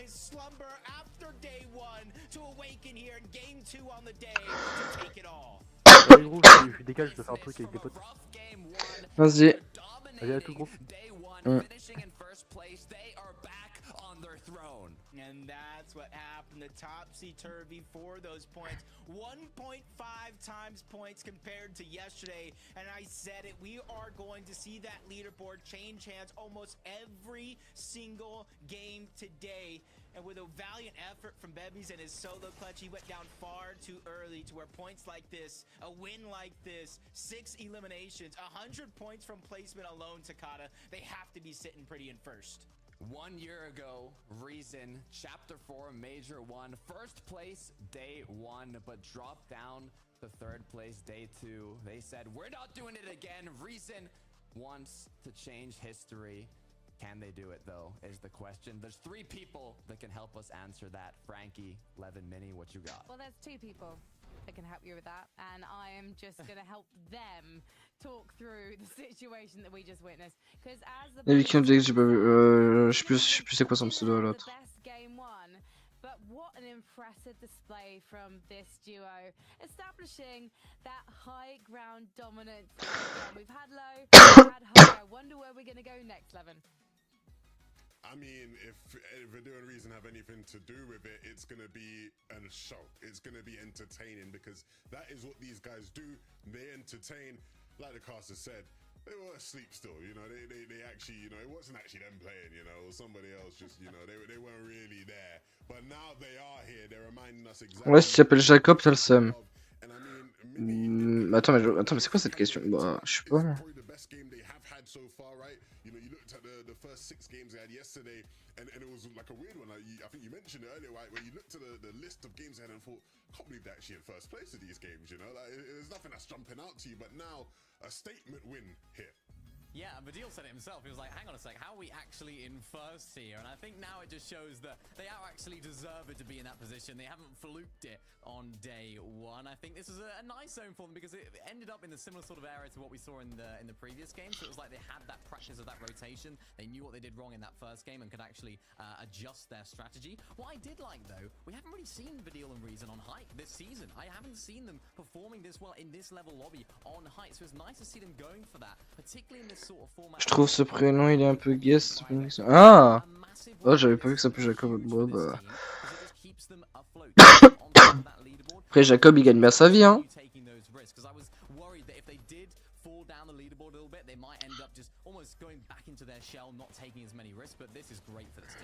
Yeah, I mean, you know me, I'm a bit of a nostalgia merchant.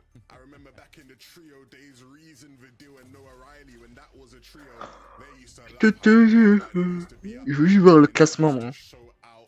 And so it's good to see these guys going back to almost their roots, you would say, you know, playing for height there. Really, really fun game from them. I feel like it's quite an intelligent decision as well to go, you know what, we don't normally go height, but there is a river adjacent zone, so let's just build up and then we're absolutely ready for anything. And I, for one, am ready to see the leaderboard because I have a feeling that Vadil and Reason would have scooted back up to that number 1. Ok, le classement.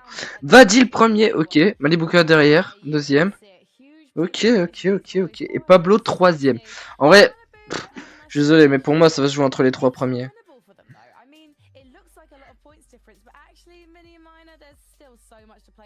Il est où Veno, lui? Veno, ils sont 10e, ok. C'est le top 2 qui est squal en grande finale de la fin d'année. Ok. Are they going to be able to do that tomorrow? Are they going to be able to do that when the points are multiplied? Are they going to be able to do it consistently? And so far, with a 7th there and an 8th in that last game, 5 eliminations and 4 eliminations in both of those games, really nice from this duo. They haven't quite had that massive game yet, the one that we know this duo for from all the way back when, sort of chapter 3 days, just fragging out, going absolutely crazy, but this could be their time to win Malibuka, of course, his first FNCS title. Of course, Mustache won it last year in this very same Mage, Chapter 4 Major 1, so he has the experience, and Mustache was playing so well yesterday. It looks like they're continuing that today. Absolutely, man. I look at, you know, when you look at the list of great players who have never won an FNCS, for me, I think Thomas HD probably is number one on that list, but if it wasn't Thomas, it would be Malabuka, right? It's 1A, 1B in that regard. And so, look, I think we're going to see some history today, right? If it's these two, if it's first place and second place that continue this race for first, then one of those teams is going to have a new champion, right? Reason as well, a legendary player who has never won an FNCS yet, and he's come close many times. So, look, both of these teams will be pushing in these last couple of games to really make it happen. I mean, C'est pour qui bat les FR, hein. to hope that experience will tend well and lead in their favor. Same could be said for the deal. And if you can keep on pulling out moments like this one, I mean, look, these guys in their element, flow state right here. Like low HP, you just need to get a limbs. There's not many players better than Mustache and Malabuka at that task. Can we also talk about some of the duos that aren't quite getting victory royales, but are showing themselves to be game for a fight? I'm thinking about Ping at the moment. We just saw so much from him and his duo in this game, and actually across the weekend so far, Levin. Yeah, I mean, Mini was, you know, talking about them earlier, right, in terms of being a big fan. You know, they were doing a bit of rouletting yesterday in terms of where they were landing, so we'll see what they can do today and whether it delivers. Mini mineur là. Ouais, j'avoue. Après, Miskin il parle pas aussi, tu veux qu'il fasse quoi? With everything on the line here, games are slowly but surely going out the window, and the opportunity to pick up points is going along with it. Takada, taking a look at that leaderboard, is there any team kind of pointing out? C'est le message pour l'anniversaire. C'est le live de Fortnite aussi, ça, je peux pas faire grand chose. 1.5 times placement and elims for day 2. It seems like after every game, you said it after game 1, but it's like we have a different person on the throne. It's constantly changing. Like I can't even imagine who is going to end in the top 3. So it's what I love to see. It's the constant action, but also the adaptation that these players have to do. Yeah, and honestly, I think Veno and Tayson, one of those teams, gonna have to adapt. 2 games so far where they're just not having their way. Things are just going horribly wrong. They're stuck in positions, again, having to find Surge. And that's why throughout the course of the game, they're going ahead and rotating toward Forecast Tower so they can find that Surge. Will that trend continue? Luckily for us, the battle bus is ready and we can get right into the game. Third match of the day. The Deal and Reason sitting back on their throne like they were at the conclusion of day 1. But Queasy and Thomas HD, from going down off spawn in the second match, they've dropped down to 8th place on the leaderboard. But with this quick knock, they have the advantage now. The 2 versus 1, all they need to do is close it off, and it's exactly what gets done. Yeah, I like the opportunity there, but he had the first shot with a frenzy just too far away to really land damage that matters. Ok, Queasy et Thomas HD qui... Putain, mais du coup ça fait chier, je suis solo de m'invoque encore là. De base les gars je devais être avec des bugs en vote et tout, j'étais en mode ok ça va être cool et tout, au final je me retrouve solo. Alors là, vas-y, je m'ennuie là. Close to the lavish layer, so you know these duos are also aware of what Thomas HD and Queasy's engagement is looking like. So seeing that that one ended early, I don't think they'll be looking for any sort of third party. Déjà ciao des fois le bien. The Deal and Reason feeling a lot more comfortable now. They're awake, like Levin said. No more naps, no more sleeping. It's day 2 of the grand finals. The last Oh j'ai pas vu, on a passé les 8110 abos, let's go. Incroyable. What I like about Reason and Vidia over here towards Snooty Steps, typically you see a lot of teams kind of just battle it out. Ça va, ça augmente pas mal hein. Plus ça avance et plus on aura les 8200, ensuite 1300, 8400, ensuite 1 million, ensuite 10 millions, ensuite 100 millions. Voilà hein. That one's going to come through easy, just stuck on the side of a mountain.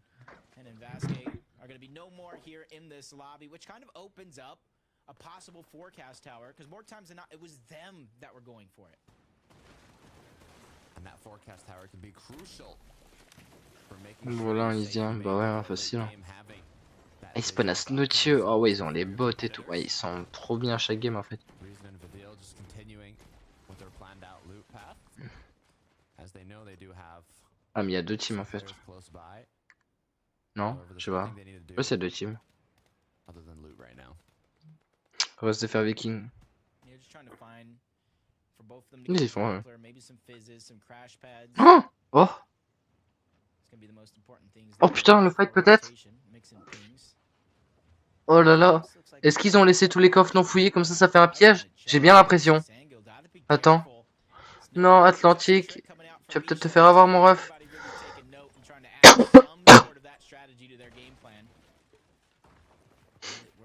Ok. Ouais, c'était sûr. Ils sont mecs qui en profitent derrière. Mais ils ont mis aucun dégât en fait. Ils vont mourir. Ils ont voulu faire un piège, ils vont mourir. Mais non. Ah, il a fini au sniper pour assurer d'avoir la storm. Aïe aïe aïe, le malin. Mais non, ils vont mourir. Ils ont voulu faire un piège et c'est eux qui se sont fait niquer derrière. Oh là là. Ouais, c'était... Oh, bon, un HP les deux, hein. Ouais, t'inquiète pas, ils ont mis des dégâts. Hein. T'inquiète pas, ils ont de la storm qui storm là. Bon, vas-y les gars. Moi en vrai, je vais laisser là. Je vais stopper. Non, en vrai, je déconne, je stoppe pas. Juste, je vais aller manger en vrai parce que je me retrouve un peu solo. Je vous avoue, ça me fait chier. Je vous laisse le live et je reviens pendant la game du coup. Ou alors peut-être après la game si c'est fini. Vas-y les gars, je reviens. Je vais graille. Je vous avoue, j'ai hyper faim.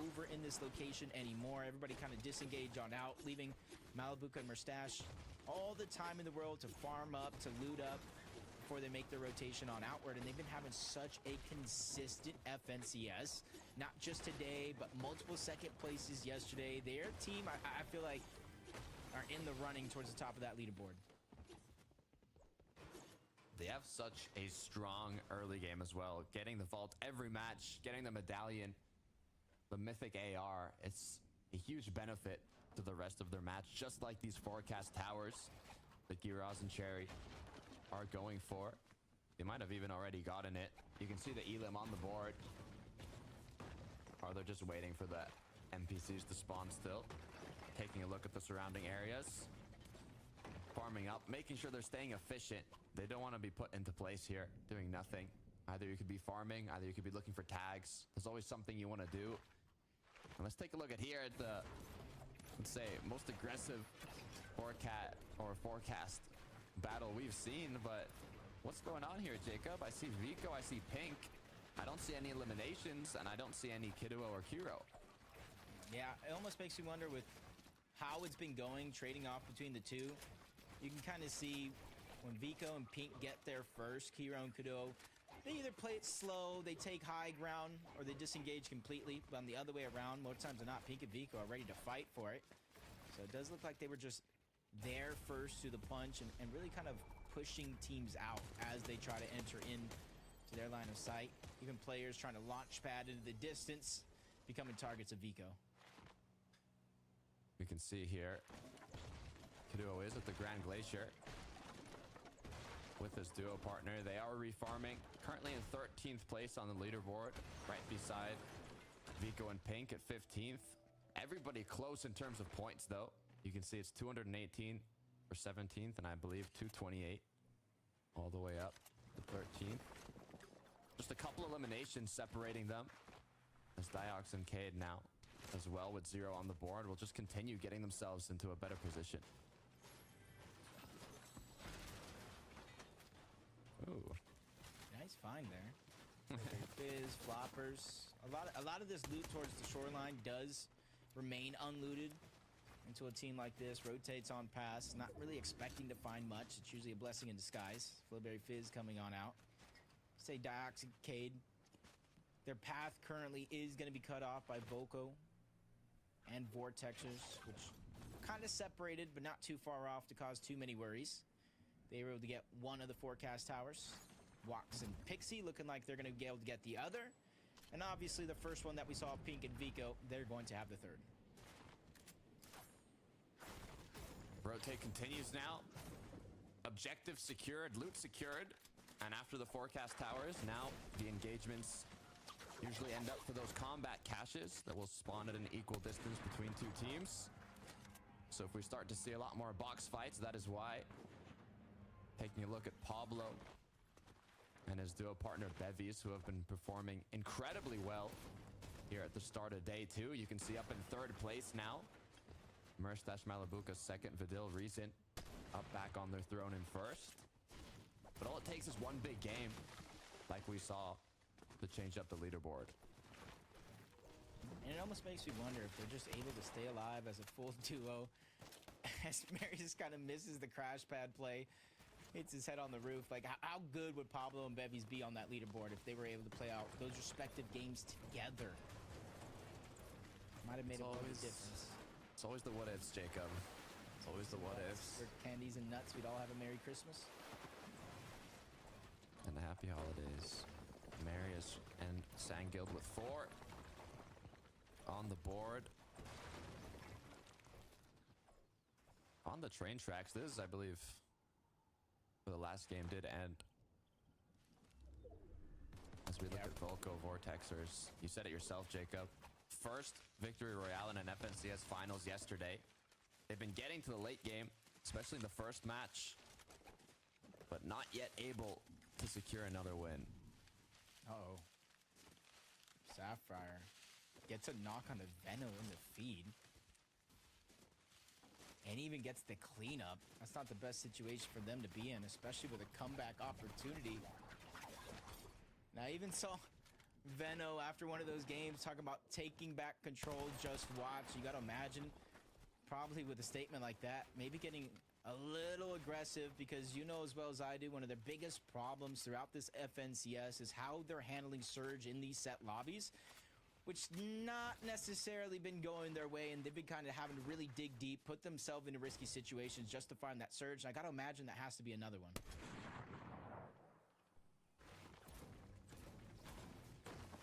You can see Tayson has been left alone.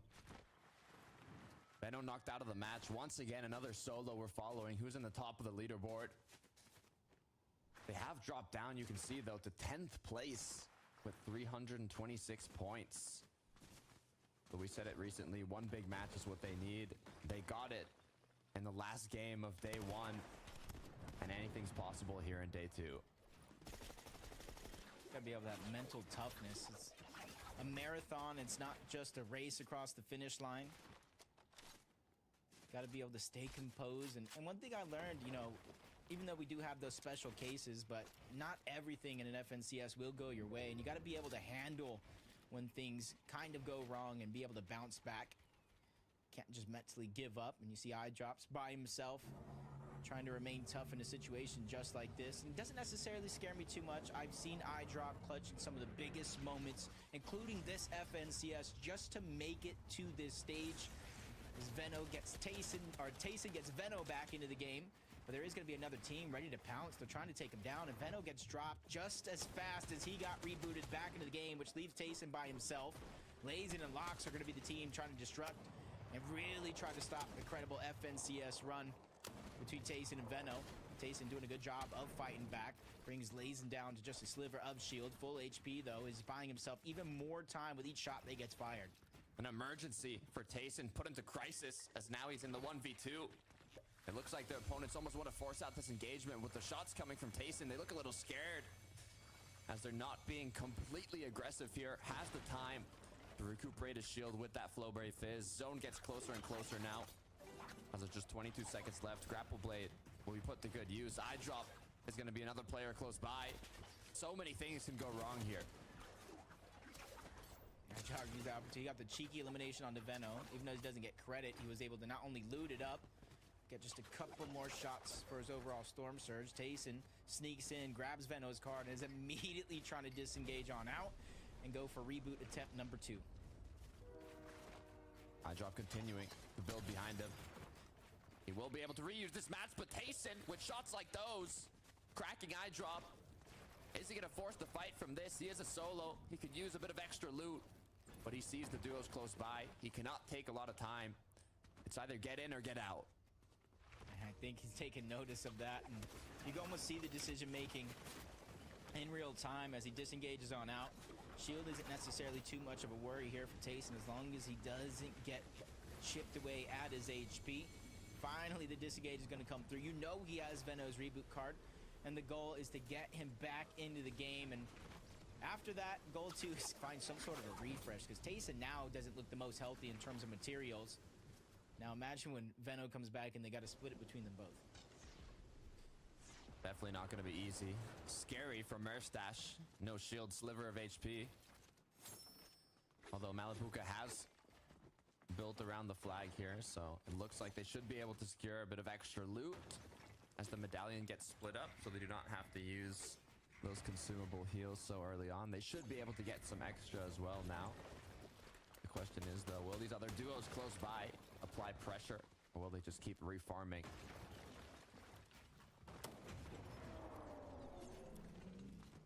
Second place, 433 points. Not only going to be able to capture that, but they're on top of Rift Island. Good way in towards zone as well. So no matter where it pushes or pulls, Malabuka Merstash, whether you use the Flowberry Fizz or just the regular old launch pad, we're going to have an easy chance rotating in towards zone. Tayson still, you can see he's still trying to find that reboot card. Yeah, it's going to be difficult. He is taking the safer option to go to Grand Glacier, though, inside of the zone. And he's not the only player that's getting a reboot here. It's iDrop, but you saw the duo creeping in once again in a similar scenario to what Tayson just went through. iDrop picks up Nebs. Nebs, on the other hand, though, isn't going to go down just yet. But they're forced again into an engagement, into this battle where they don't have the advantage in.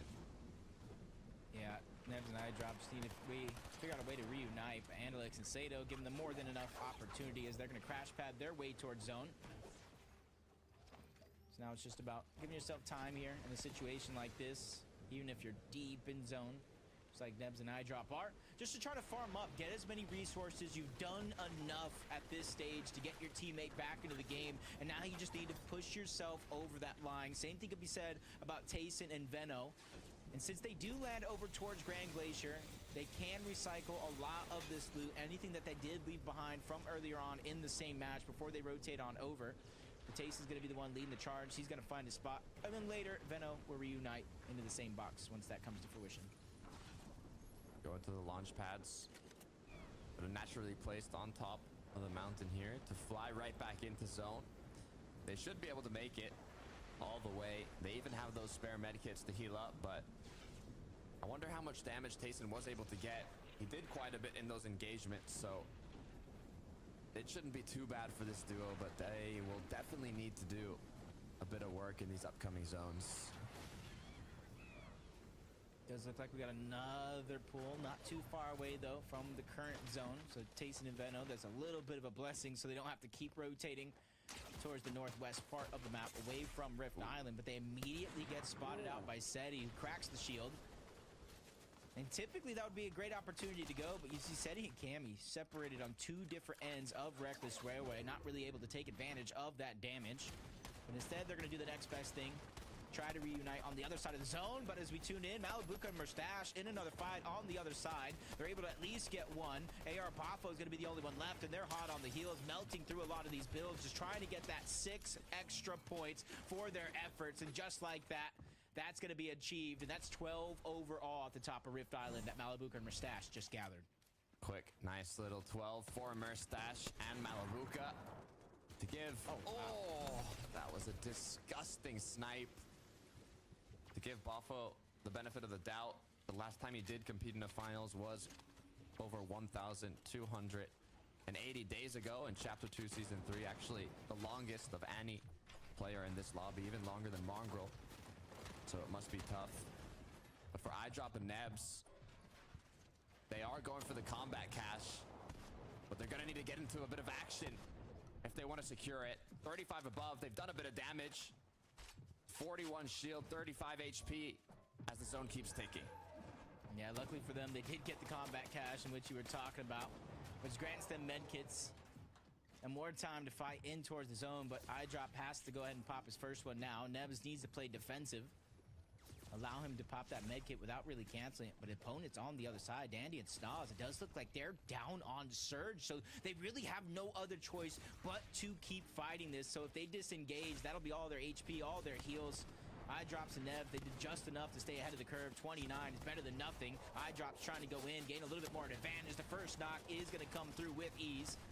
Eye drop and Nevs, though, still under pressure on the other side. Another team towards the outskirts taking notice, starting to put shots in that direction. Eye drop wins the fight, but Nevs goes down again. They needed to take this fight. They needed those eliminations to get the refresh, but as Neb's been knocked, Eye drop forced to leave him, continue as a solo. We can see what happened here with Benno and Tayson. They just were making their way back into zone, but Seti and Cammy stopped them. Is that what's going to lead to their demise, as it looks like the zone might have got the best of them? Yeah, unfortunately enough, it is confirmed Benno and Tayson go down outside of zone. Another game where the struggles continue, which is really leaving them in a position, even with 1.5 points, they need top performances. And I need all caps when it comes to those top performances if they want to have a chance at not only the first place prize, but that global championship, which is granted to the top 2 teams in this competition. Malabuka Murstache currently in second place. Now this is a duo that competed together in FNCS, but ended up splitting at the beginning of Chapter 4. It would be amazing to see them take home a title after joining forces once again. Vidil and Reason, though, they might stop that from happening if they continue the dominance like we saw from the last match. Yeah, you can see they got that max pull, and instead of fighting a risky fight, the team that's in first place, it does look like they're going to try to crash pad, rotate on out. But they're just double checking before they go ahead, maybe even popping a little bit of a med kit on the side of Vidil. Crash pad finally coming out. And this is where the rotation is going to begin for Reason and Vidil. Even Seti going down to Shimoki, though, while everybody's making their way over. And if you look at the rotation, look at the mini-map, Takata. There is nobody in sight in front of Vidil and Reason. They just got themselves a free rotation. I mean, with 3 elims, it's not like they need a lot of damage either. This is very impactful for this duo. I mean, the only ones you can see Astral Art Skill kind of in the zone there. But they should just be able to almost walk in here. They might even wait a little bit so that the other duos begin their rotating. The focus gets onto them before using the crash pad here. They are going to pop the flowberry, though. Crash pad's going to go down. They're going to take the rotate early and have the option to look back at the duos rotating in. He can even slide up this hill here. They might just be the most elevated duo as the quick scope comes through, unable to connect the headshot, but that's still a big tag. I was just laughing to myself momentarily. As soon as they got the crash pad off, you see that team just immediately close up their boxes. They don't want to be susceptible to any sort of sneaky plays, or even it's somebody trying to slide right in. That's Lunex and Monier, the ones who took a huge sniper shot from Reason. Really second guess any peaks coming through as we jump on board Pablo and Bevy. At one point or another today, Pablo had stolen the show, but with the hiccups in that last game, they get stolen right back by Reason and Vidil. This is their chance now that they're a full duo. Placement points starting to click in, that they can really show the potential in which they've been working on all season long. Storm Surge is active. You see the Nodi now as players are rushed to do a bit of damage. They need to make something happen if they don't have enough. But for Reason and Vidil, a push came through, took out Art Skill, and it went down. Our #1 team eliminated once again before the late game even starts. With just scraps of points gathered up until that point. Very little placement. Not a ton in terms of eliminations. So again, the trend of teams at the top of the leaderboard has the potential to change hands. They were only 27 points ahead of Malabuka and Murstache to start this game off. A couple more placements alone is going to have them overtaking first place, let alone any eliminations they're able to gather. A huge opportunity for this duo. Murstache has a title alongside Tayson, but Malabuka is looking to get his first. Will this be enough to put them in the first place spot? The grapple comes through. They have an incredible amount of damage, elevating themselves to a more secure layer. But they cannot get picked off here. Yeah, we're going over this bridge. You don't want to be stuck underneath. At least when it starts with the moving zones, it might be fine for now. CZB on the other side, along with his teammate Nathan, really don't have any shields. Thomas Queasy, 220 above the threshold. just gathering all this information. They spot this player out, and they know that he's weak, and it looks like they're going to try to drop him in. That's Robin. He lost his duo Manax not too long ago, and now he loses himself. He goes down. Great opportunity from Queasy and Veno, or Queasy and Thomas, excuse me there, to find that elimination. Bevies, Pablo, the Elim onto Nathan, as they are all the way down below here. Rotates will have to come through. It's 9th zone now, first moving, coming to a close. A majority of the duo is already on the moving side, but it's Swizzy and Putrick that are in the clouds. We've seen throughout these matches that the duos to hold on from first zone are almost able to maintain it the whole rate through the end game. Can they do it once again? Only time will tell, because we know there's a couple of those teams still alive here in this lobby. Especially the ones with snipers. Peppy just gets targeted out. Multiple teams, left, right, and center. Malabuka and Mustache doing the brunt of that damage, continuing the pressure. They don't want to let these eliminations go for free, but Pablo is going to be able to skip on by with the Flowberry Fizz combined with the crash pad.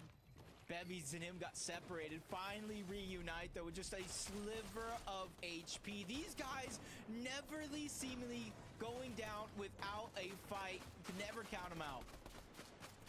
Pressure is on as they're 132 below. Flowberry Fizz gonna be popped for that mobility boost. Big pot coming through, but Bevies needs a med kit. It's dropped now as they need to keep rotating. 80 below. Storm Surge going to begin to do damage for this team. They have to figure out where they're going to get the damage. 23, 40, 80, constantly ping-pong up and down the damage threshold. A couple of those heals are coming out.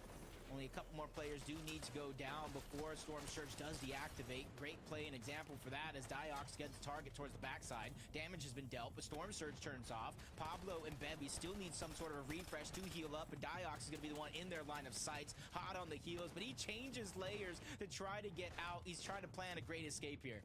Pablo needs to be the initiator here. He does have more HP and shield. His duo partner now needs to regroup. There we go, they're together. They're surviving zone, but with 0 builds to work with, they popped their last big pot, and they need to make something happen. Yep, all they have left. Meanwhile, smooth sailing, Swizzy, Putrick, still have to be careful though, because I saw Thomas Queasy going up a few layers. Those are the ones who might take high ground, but Pablo gets dropped. Bevies gets taken down. Dexy with a 2v1. That's how you score 12 points in the late game. The back-to-back is Malabuka. Once again, left as a solo. 505 points on the board, looking to overtake the throne. 2 medkits in the inventory. He's gonna pop 1. He does have 28 builds. 2 options now. Go ahead with the materials or stay again in the zone. Another medkit. As Queasy and Thomas, they retook height. I knew it. The moment I saw them moving up a couple of those layers, they want to go ahead and try to close out this game. You have to be careful, though. We've seen them in this position before, yesterday to be exact, and they were taken down by a well-placed snipe shot. Thomas overstretching to get those opportunities. Will they make that same mistake? Marius and Sandguild, and this team, they already have a win today. It was Sandguild's first win in an FNCS Finals lobby, and they're looking to mimic that here.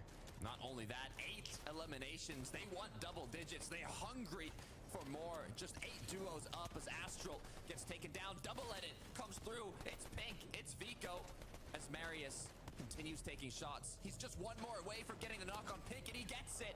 Both players still up. They continue from low ground. That was a big find to keep themselves moving forward. 9 eliminations, almost into the double digits, but you have to go against the Kings of Lavish Layer. Thomas and Queasy, as he drops in, he finds out Pixie on the hunt for another. Pink and Vico are now fully out of lobby as Vico gets taken down. Thomas continues to drop down, but it's not enough. He finally meets his maker. Marius and Sangil take him out, and they're trying to go for their second VR of the day as they inch themselves into the Final 4. Can they do it? It's Queasy up top. He has a med kit. The question is, how many? Sandguild now forced to play in the zone. Marius looking to cause disruption. It's Sandguild that has 1 more med kit. And Queasy up above, continuing with the heal off. Yeah, Sapphire is there as well.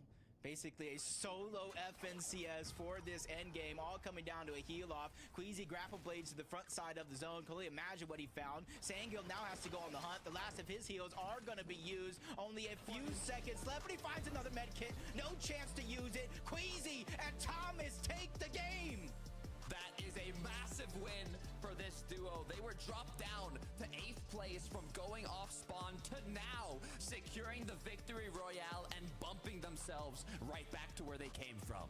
Playing their roles to perfection. Thomas dropping down, causing so much chaos, so much commotion to find those eliminations and pick up opportunities for Queasy to go unscathed on that high ground. Even with him starting the heal off before zone fully closed, they did more than enough damage and found more than enough heals to make this game look easy. Queasy looking to secure his 4th FNCS title. Thomas HD trying to get his 1st. The most consistent player yet to take home an FNCS. You know they want it more than ever. It's going to be the greatest chance. There was kind of the final moments. Grapple blading to the front side of the zone. Almost even threading the needle in terms of when he popped it. You saw him go down to about 16 or so HP. But once again, Thomas and Queasy really rise up, and something we noticed throughout game 1, throughout game 2, first place, the teams at the top of the leaderboard are falling rather early, so another chance for a team to take over first place. But have they done enough? Frankie, Levin, Mini, let us know. Thank you very much, boys. I'm so excited to see the leaderboard yet again for this one. Queasy is no stranger to a victory royale in a major final. He's no stranger to winning a major. However, Thomas, on the other hand, has narrowly missed out in the past, but now they are one step closer to flying towards that Axe of Champions mini minor. And actually, Queasy got a bit lucky at the end because he found a magical med kit and it netted them the top spot.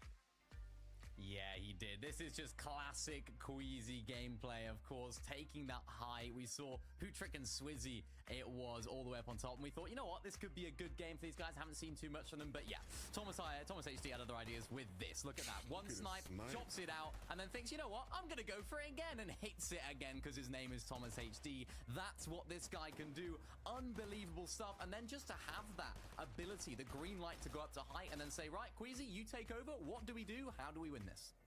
I mean, that double snipe is just ridiculous. Like, that might be one of the best things I've seen in a long, long time in an FNCS to take high. But like Frankie alluded to, the actual win of this game was so fortunate because you saw Queasy was on height. He drops down it. He's run out. He has no medkits left. He's hoping the other players don't have anything. He finds a medkit on the train tracks. I mean, how lucky can you get? I was going to talk about luck going into this before they actually won the game because all these zones have been in this lavish lair area. Somebody's looking out for Thomas HD. They want him to get that first FNCS win, and I mean, still, they are delivering in terms of their performances, and it's so deserved. Again, last year, he was playing in Malabuka. They had the chance to win it. They came second place by 1 point. Not one elimination, not 1 point was the difference. So hopefully, they can get to first place and hold on and win that first FNCS for Thomas HD. It would be so deserved. It really would be. Can I just give a quick shout out to Nicholas and Oliver, who are Thomas HD's biggest fans? We had the honor of meeting these two back at the Global Championship, and I have a feeling they're going to be watching right now and eating a celebratory hot dog. So Nicholas and Oliver, if you're watching your boy Thomas HD, I hope you're enjoying the show, and fingers crossed for your favorite player. Let's take a look at the leaderboard and find out where we are, because that was an incredible performance from Thomas and Malabuka. But Sangild and Marius, the eliminations, the names they were taking in that endgame mini minor left me breathless. Yeah, incredible stuff from that duo. I think it was 11 eliminations they had there right at the end. And to do that on the big stage in the grand finals for a duo that we don't get to talk about too much as top tier names is absolutely incredible, right? They're not nervous at all. They're bringing the heat right now, and that's the reason why they've just moved up 6 places on that leaderboard. You just alluded to it there as well, Evan. The zones. They've been 3 zones in pretty much the exact same place. So for those guys, they're taking very much advantage of that. They're taking the most amount of advantage of that, it seems like, because they drop very close to that. For someone like Queasy and Thomas, those guys are contested off spawn, right? They've only had 2 chances to actually make it to that end game. So to see those guys really making the most and grasping as many points as they can when the zone's in their favor is really nice from them. Yeah, again, big ups to Danish Fortnite right now. They got, 3 teams in the top 5. Obviously, they want that first place slot, and shout out to the first place team, Malabuka Mustache, breaking 500 points now. They are the ones in the lead, and the way they're playing, they might not let go of it. It was a fantastic performance by these guys. And I wonder if they can hold on. They still haven't got themselves that elusive victory royale, but consistency is king in this format. And it's so impressive to see that between this duo, there's always one of them that's playing for the end game, and there's always another one of them who is picking up the eliminations. And honestly, it feels like it can be either name mini minor. It's not actually consistent from game to game, but what is consistent is that they will have at least 4 elims as they head into the end game. Yeah, these are the fragging goats, it seems like, on the region. Everyone always used to talk about Malabuka. Yesterday, Mustache led the way on damage dealt. Let's see if he can do it again today. Let's see, as we only have a few more games left, and we're going into double digits, fellas. It's game number 10 with Jacob PR and Takata. This is where the stage is set for the last moments of Major 1, Jacob. It's the last chance to kind of set yourself up for that final match of the day. What are they going to change up? I mean, honestly, a couple of these teams need to change up how aggressive they're getting early, and then some other ones about how passive they're playing early. Some teams going down, going for Surge. We saw it a few times already, and other teams just trying to out-heal Surge. And with these new changes, it's not the easiest thing. In some of these zones, we need 10, we need 15 players to go down. And even if you have the resources to out-heal it, it leaves you nothing left once it does turn off. I mean, we have duos like Thomas HD and Queasy who have engagements right off the start, getting contested at their drop spot. But you have duos like Malabuka Mustache who have a vault to themselves, medallion to themselves, mythic loot. The battle bus is ready. Let's get into it. Will anything change here in game 10? It's going to be our 4th game of the day, and already you're seeing Queasy Thomas. Nothing changing here. Business as usual between the two. And it does look like Queasy Thomas have that elevation that we're always talking about. Cringe gets spotted out. Thomas being so patient, even though he has the ability with the hammer pump to go ahead and land a one-shot. He's making sure to use the teamwork to really make this dream work. He got the benefit of getting a shotgun off the start, which can be crucial to coming out on top, but the issue is now, as the time keeps going, the clock keeps ticking. Both teams are going to keep looting, and it looks like it isn't going to be an instant brawl. Not just yet. What we've seen so far, I think Crimson Nodge playing just a little bit more careful than they have before. Queasy Thomas, they've never been one unless they have a huge advantage right out of the gates to really chase after any of these eliminations, especially towards Lavish Layer, where there's so many places to hide, around corners, behind doors, even behind some boxes and chairs. As we tune in to Marius already down right out of the gates. Sangil's going to be by himself, and they are playing so well today. Almost getting double-digit eliminations in that last game. Thomas HD now in the action as he knocks down one. Engagement has commenced. Upper hand for Queasy and Thomas HD. Is it going to be enough to finish it off? It is. Nice 2 elims now. 12 points to bump them up. Currently, they were 3rd place going into this match, just 7 points below Reason and Vidil. So with these 12 points, they're already going to be in 2nd. Already we're seeing positions change, and that's exactly how the fight started. Crimson Nodge trying to work their way up. Thomas, Queasy already having that advantage. In the end, the fight just as quick as it starts. But from one side of the map to the other, Snooty Steps rather calm. His Reason does look like he's already stuck as a solo. And this might change the way you think. It might change the way you play if you're someone like Reason, especially with its 1.5 points. Placement is everything for him in this situation. Once again, Mali Mustache picking up the medallion and mythic loot here. Now shortly going to go towards the vault. There are duos in fencing fields, but they're not exactly fighting each other off the start. They're focused more on looting up and continuing the rest of their path. They have this planned down to the second from the amount of times they've done it. What the farm on the rotate, how to maximize how long it takes. Ping Mixin now as well, already outside of their original drop spot, being chased down almost, it seems, by a duo on a Rich. Shots still going through, even though that's not a ton. That team is getting the shots. It's just allowing them a little bit more flexibility and freedom as the game does progress, especially if they're still able to find surge shots, even if it's not just on mixing and pings. As they are looking around all other directions, they have the elevation advantage in a position like that. As Sandguild now under pressure once more. He was left alone as a solo. Mishatini trying to go ahead and the run of a team that's just been so dominant throughout the past couple of games, and he's doing everything he can to try to just disengage, but he's going a little bit too quick for himself. And this is where Misha and Tini, they're just going to continuously chase this one down. This is 6 points. This is a player that's ahead of them on the leaderboard that they don't have to worry about for the remainder of this game.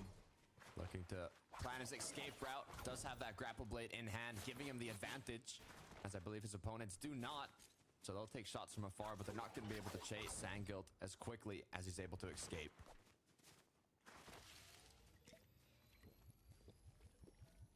Does look like Misha and Tini can remain on the chase, especially as we continue to move over to this side of the map, where there's not as many teams contesting compared to some of these other split drops and overall POIs, especially with another team. I think that was low-key an area nearby.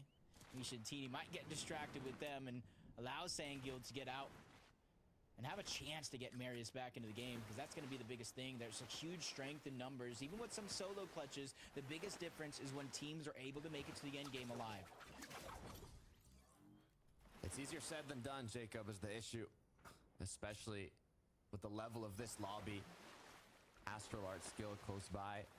If they're able to spot Sandguild here as a solo, could be incredibly dangerous for him. He does have the grapple blade, though, so he is going to be able to quickly get up this ridge. The shots come through, though. You can see him almost acting aggressive to try and show confidence, make them think that it's a duo that's healthy and ready to fight. But little do they know, it's a solo with 50 HP and no spare shield or health to work with.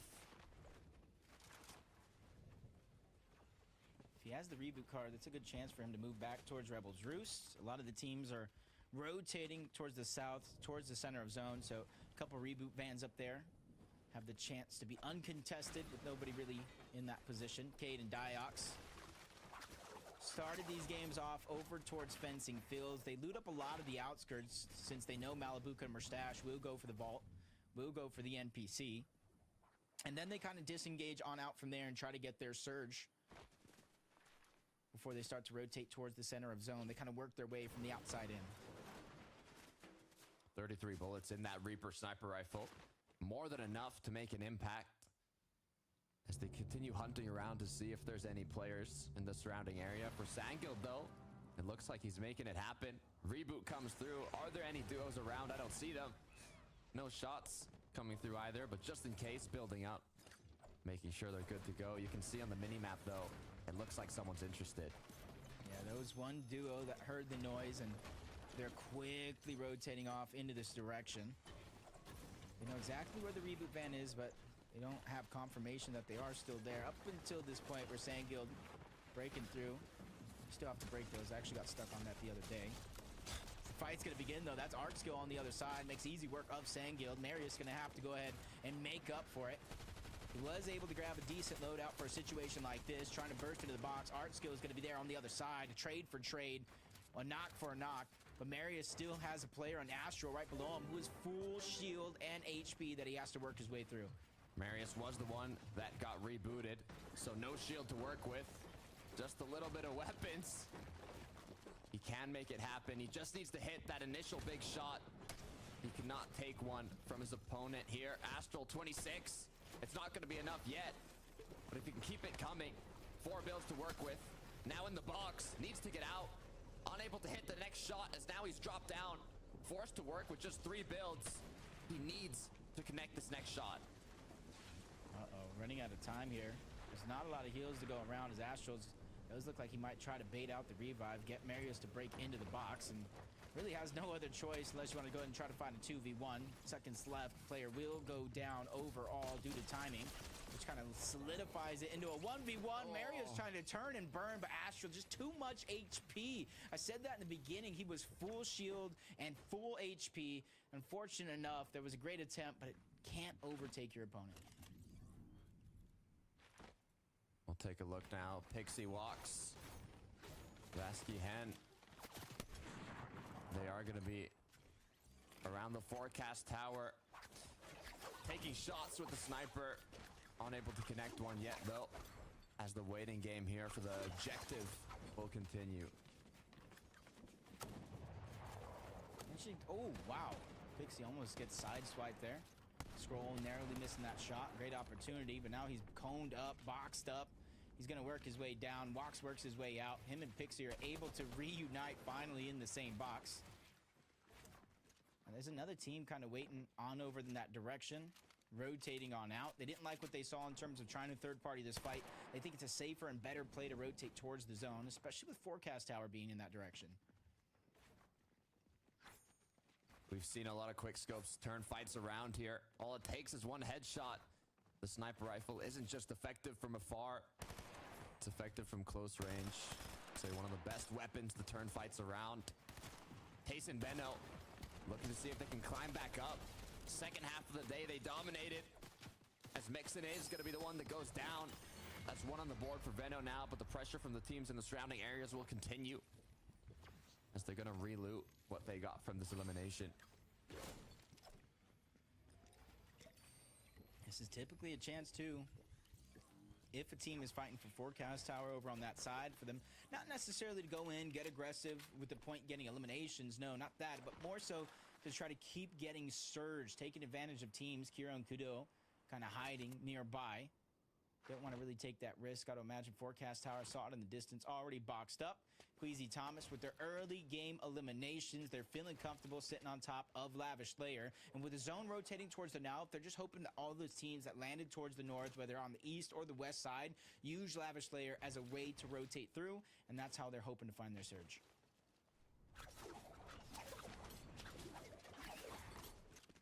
Rotate coming through now. Thomas grouping back up with Queasy. That was going ahead. You can see up at the north side of the map here, back from zone. There are some duos coming back in. But what Thomas HD and Queasy are going to do now is refarm up that metal, get those materials capped. As we take a look at Bevies and Pablo. Shot comes through, nothing connects. Currently in 4th place on the leaderboard, but not too far from first. It's still anybody's game, Jacob. And this being the second to last match of the day, you really want to do the best you can to set yourself up for the highest chance of success for that FNCS trophy. Yeah, especially considering how close this FNCS actually is. It's literally wide open for the taking. One blunder, one little misstep could cost a team everything, especially as you said, we're getting in the second half of the day. Few games remaining overall, which means there's few opportunities to even make up a point differential, depending on where you're at on the leaderboard. You can see Reason just trying to make his way through. For him, Search is going to be a challenge in this game, especially as a solo, because even if you're able to pop the shots, as soon as the team turns around and sees you're a solo, they might see that as a green light to go and take advantage of the opportunity while they have it. You can see here, Thomas and Queasy, seeing that the zone did pull more north here by Lavish Layer, they're automatically put on the uncongested side, and they're not forced to rotate really deep into zone. So they're capitalizing on that, including the fact that they already got the 2 eliminations and damage off the start to kind of play here on the safer side, as eventually they'll get in and build up and look for those tags that they will need. But for now, they have a bit of time to kind of plan out the rest of the match. To me, I feel like it doesn't even matter how long they stay in the zone. I feel like everything for Queasy and Thomas is calculated at this point. Even having an entertaining run at the end. Venno's domination does continue. He's able to get a knock onto Shaco's, but he himself goes down yet again. The aggression turning out to be also their demise in some cases.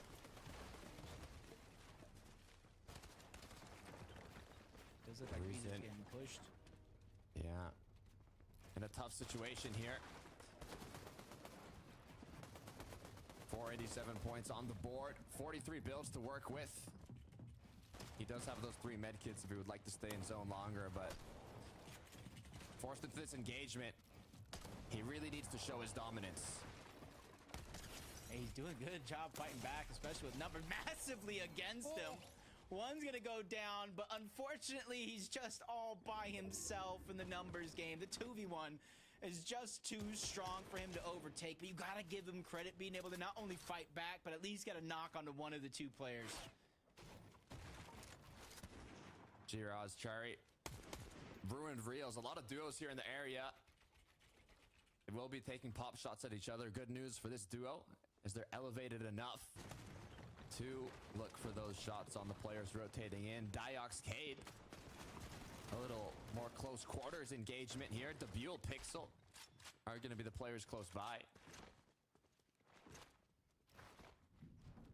Cade is just a sliver of shield just left, so we're gonna have to reunite, figure out what order they want to use everything in. They do have minis.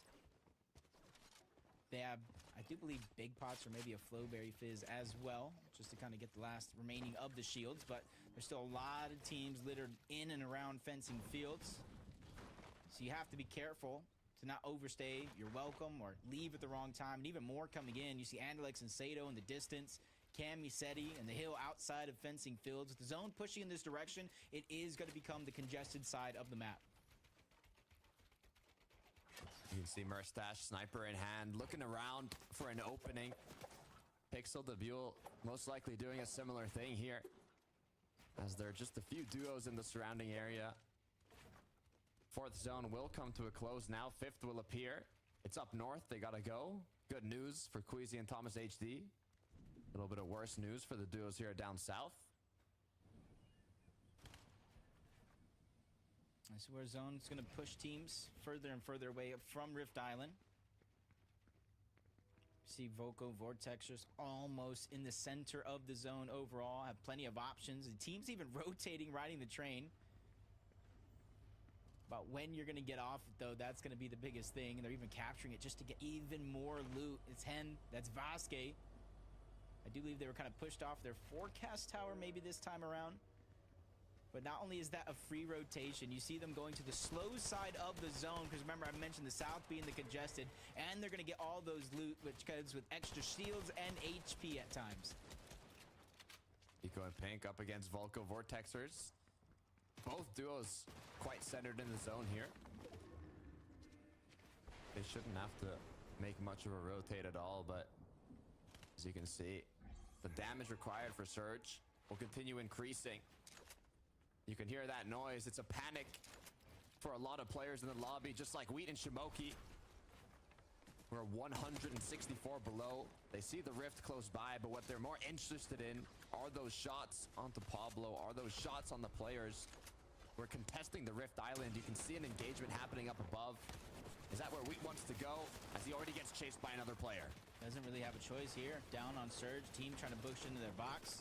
And further falling down from 192 below the damage threshold. His only chance here is to fight back, especially with teams all around getting to focus, put him in the box, and that's Hero Kudo from far away, even putting shots in that direction, really not allowing Wheat and Shmoky to find any stride here in the fight. Even got Lazen on the other side, trying to break in from the low ground. This is just so chaotic and desperate to try to get Storm Surge for some of these players, and it's just costing them everything, because now Wheat is out of heals. Out of heals, put into panic, as now the altercations between Pablo as he gets knocked. Bevies, the last player of the duo that's up, but with just 7 HP. He needs to take out more than just one player. He needs to pop that med kit. Unable to, goes down. Wheat as well knocked. Shimoki following after, as Lox is the only one left alongside Darkus. This is the biggest and most prime example of a no-win situation I've ever seen outside of zone.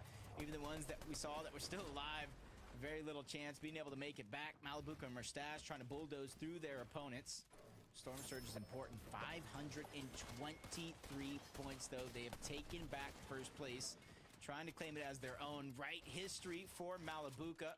First FNCS title up for grabs here today. Medkits being popped, big pots being split. You can see 6th zone already coming to a close. All the duos now forced to rotate here as the one's boxed up, looking back. Murstache, can he connect? zooming in with that Reaper sniper rifle, looking to send his opponents to the shadows. With just 25 above, they could really use that shot. As Merstash goes left, Malabuka goes right, they split up. Huge shot connected though. It could be enough to put them above, but they don't want to get themselves into an opponent's box here. They want to regroup, they want to take shots from afar. They don't want to do anything too risky. Yeah, and as soon as they find themselves a spot that they can box up and look back, even though they're not in zone, they're going to take it. But now, teams that are already congested inside of the zone, looking back at them, making them the focal point of their target. Luckily for everybody, we're going down a little bit up this hill. Changes the line of sights, not giving everybody equal opportunity. Walks Pixie, they're still trying to make their way in towards zone, which leaves them open to shots coming out from Merstash and Malabuka. They get themselves above the damage threshold, but it comes at a cost. Shield is gone from Malabuka and some of his HP as well. They saw the crack. It changes focus as pressure is on. Walks able to recuperate that shield that he lost, but still with the low HP. The shots continue connecting. Yan is close by in the pact of chaos. That's the surrounding area of Merstash and Malabuka. 30 just seconds left until 8th zone, and players are still rotating in. See, he's just trying to target out anybody they can for Surge. Jump on board Queasy, Thomas in this replay. They're just going to try to make their way towards the zone. But first, making a little bit of a pit stop to try to gather a little bit more loot. Great find by Thomas. Him and Queasy trying to take back that first place throne. It's going to be a hard-fought battle, literally to the very last game, Takata. Those are the game-winning shots, Jacob. Those are the game-winning shots that Queasy and Thomas need to get back up to first place. Currently in third. They had the hiccups from the early game. One big game could set them up in the last match. Cade now has lost Diox. He is alone, but he has a decent amount of damage. 2 medkits as well to top it off. As Storm Surge, the warning, once again, advising these players to do damage. So many players close by, but you don't want to risk it all. Now, especially since we are in the 7th zone with about 50 players still left alive. You know, it usually comes down to a situation where I do believe it's like 10 or so players need to go down. It's actually 4 at this stage, and then more so after that. So it's not going to be the easiest thing, as 8 more players still need to fall. Merstash, Malabuka, they're going to be low on Surge. They have no other choice but to go in. That's Walks, that's Pixie, who feel their force. And with that, they not only get all that loot, the mythic loot as well, but they get above the damage threshold, but still pressure coming from different angles. Merstash ends up yet another box, but it doesn't matter. Sends Aqua back to the lobby. No Noah in sight. That team's done and dusted here in game 10. Merstash, Malabuka charged up as they look electric, fueling themselves for the rest of this late game. For Thomas HD and Queasy on the contrary, Thomas able to get a knock. Queasy just 1 HP. I hope they were able to get out of that scenario. I'm trying to look for them. I see Queasy. He has shield now. It looks like they've made some sort of a comeback from that fight, securing 5 eliminations during it. But they need those medkits, Jacob. They really need to heal up. Yeah, even Thomas is getting tagged up along the way. Shield isn't too much of a worry overall. They do have the medallion to pass around. It's the HP in which they're heavily lacking. Queasy cannot take 1 tick to that zone where he will go down. Cade still finding any crevice that he can gain some confidence on as he tries to move up onto Hen. Hen was ready to fight back, but somebody chopped him down to size. Might have been a blessing in disguise for Cade because he's above the damage threshold, right towards the zone as well. He just needs to be able to find some builds, whether if it's a refresh or something that gets left behind. Cade needs to go on the hunt.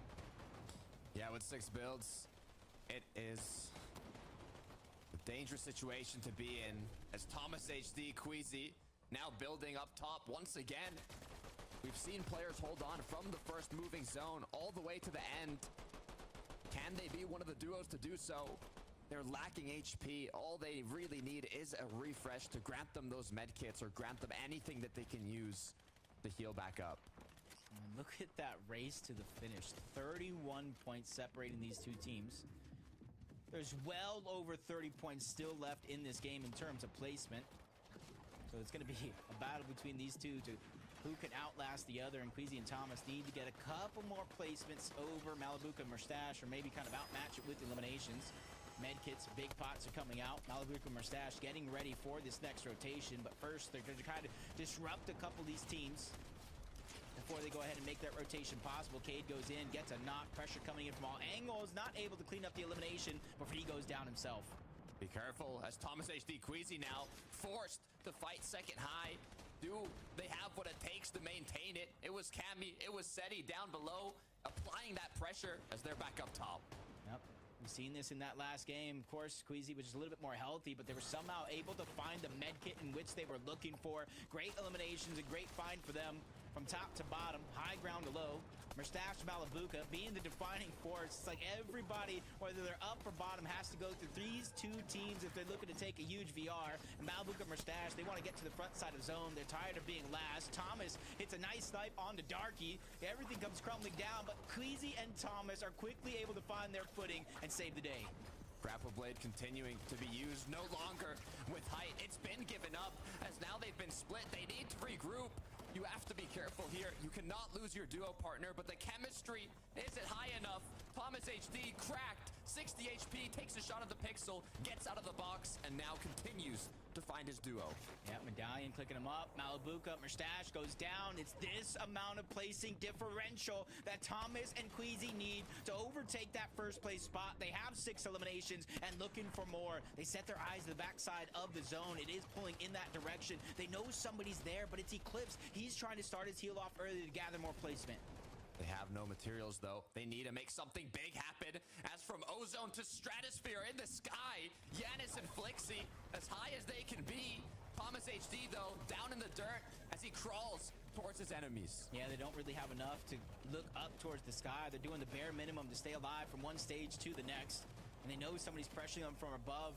Time is running out. Builds are looking thin. Queasy, Thomas are going to have to look to make a play on a player, but it's them. Queasy gets aggressed on from the backside of zone, but the tables have turned. Hari's going to be able to get a knock onto one, but a ton of damage onto Thomas. Seti's going to complete the flank. Queasy's fighting for his life out here, and he gets the elimination onto Seti. Finds a couple of builds, but the zone is forcing him into a whole nother team's hands. Somebody call security. Queasy's looking unstoppable as he needs to make something happen. Zone gets the best of him. Kiduo still up with 4. Can they get 5? They get the knock off the sky, but the duo up above, it's Yanis x Flixie. They want to take it home. They already have one VR in the tournament yesterday. They're looking to go ahead and grab another one. Flixie came here to play. Yanis taking the high ground, denying all entry to Kiro and Kuduo as the first down is going to come through. Yanis and Flixie, 8 elims. They make it look easy as they take the game by force. What a way to close off the second to last match. Once again, a drastic change in the leaderboard. These grand finals have been way too intense, Jacob. I just cannot wait to see how they unfold. This is just really turning out to be a photo finish. A knock on the pixel, gets the elimination, dropping down, and Flixie, he's been around. He's been here. Not enough respect gets on his name, and with domination just like this, Yanis and Flixie moving up the leaderboard. Hey, this could be his first FNCS championship.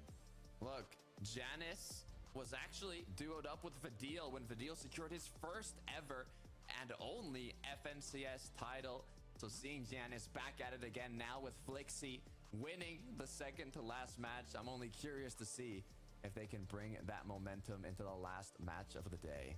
Yeah, and throughout the course of that game, Malabuka, Mustache going toe-to-toe with Queasy and Thomas. I said they needed to go down with a big gap of placement between them. It happened. But did Queasy and Thomas do enough to take first place? Frankie, please, I need your help. Let us know.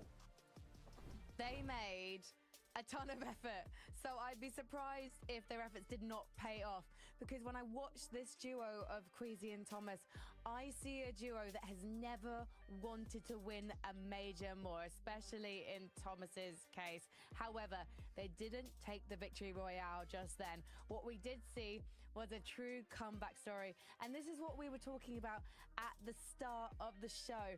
We love to see a duo rise up, and I can't wait to see what's happened to Janis and Flixie in the rankings since their epic performance. 8 eliminations. They were not playing shy in this final endgame, Mini Miner. Yeah, they weren't. And this is exactly what we've seen from this duo in the past. The past season has been a height-dominant season for them when it comes to finding success. If they're going to find success, it always seems to come from that high ground position. And again, we've seen it. We've seen a bit of a rocky road for them today and towards the latter end of yesterday as well. So it's nice to see them sort of rekindling some of the success they had yesterday. I think it was game number 2. They got a victory in a very similar manner as well. So this is a team that I spoke very highly of at the beginning of the weekend. And it's nice to see them coming back to that now, because it seems like they maybe lost their heads a little bit at the beginning of the day, but they've got them back now.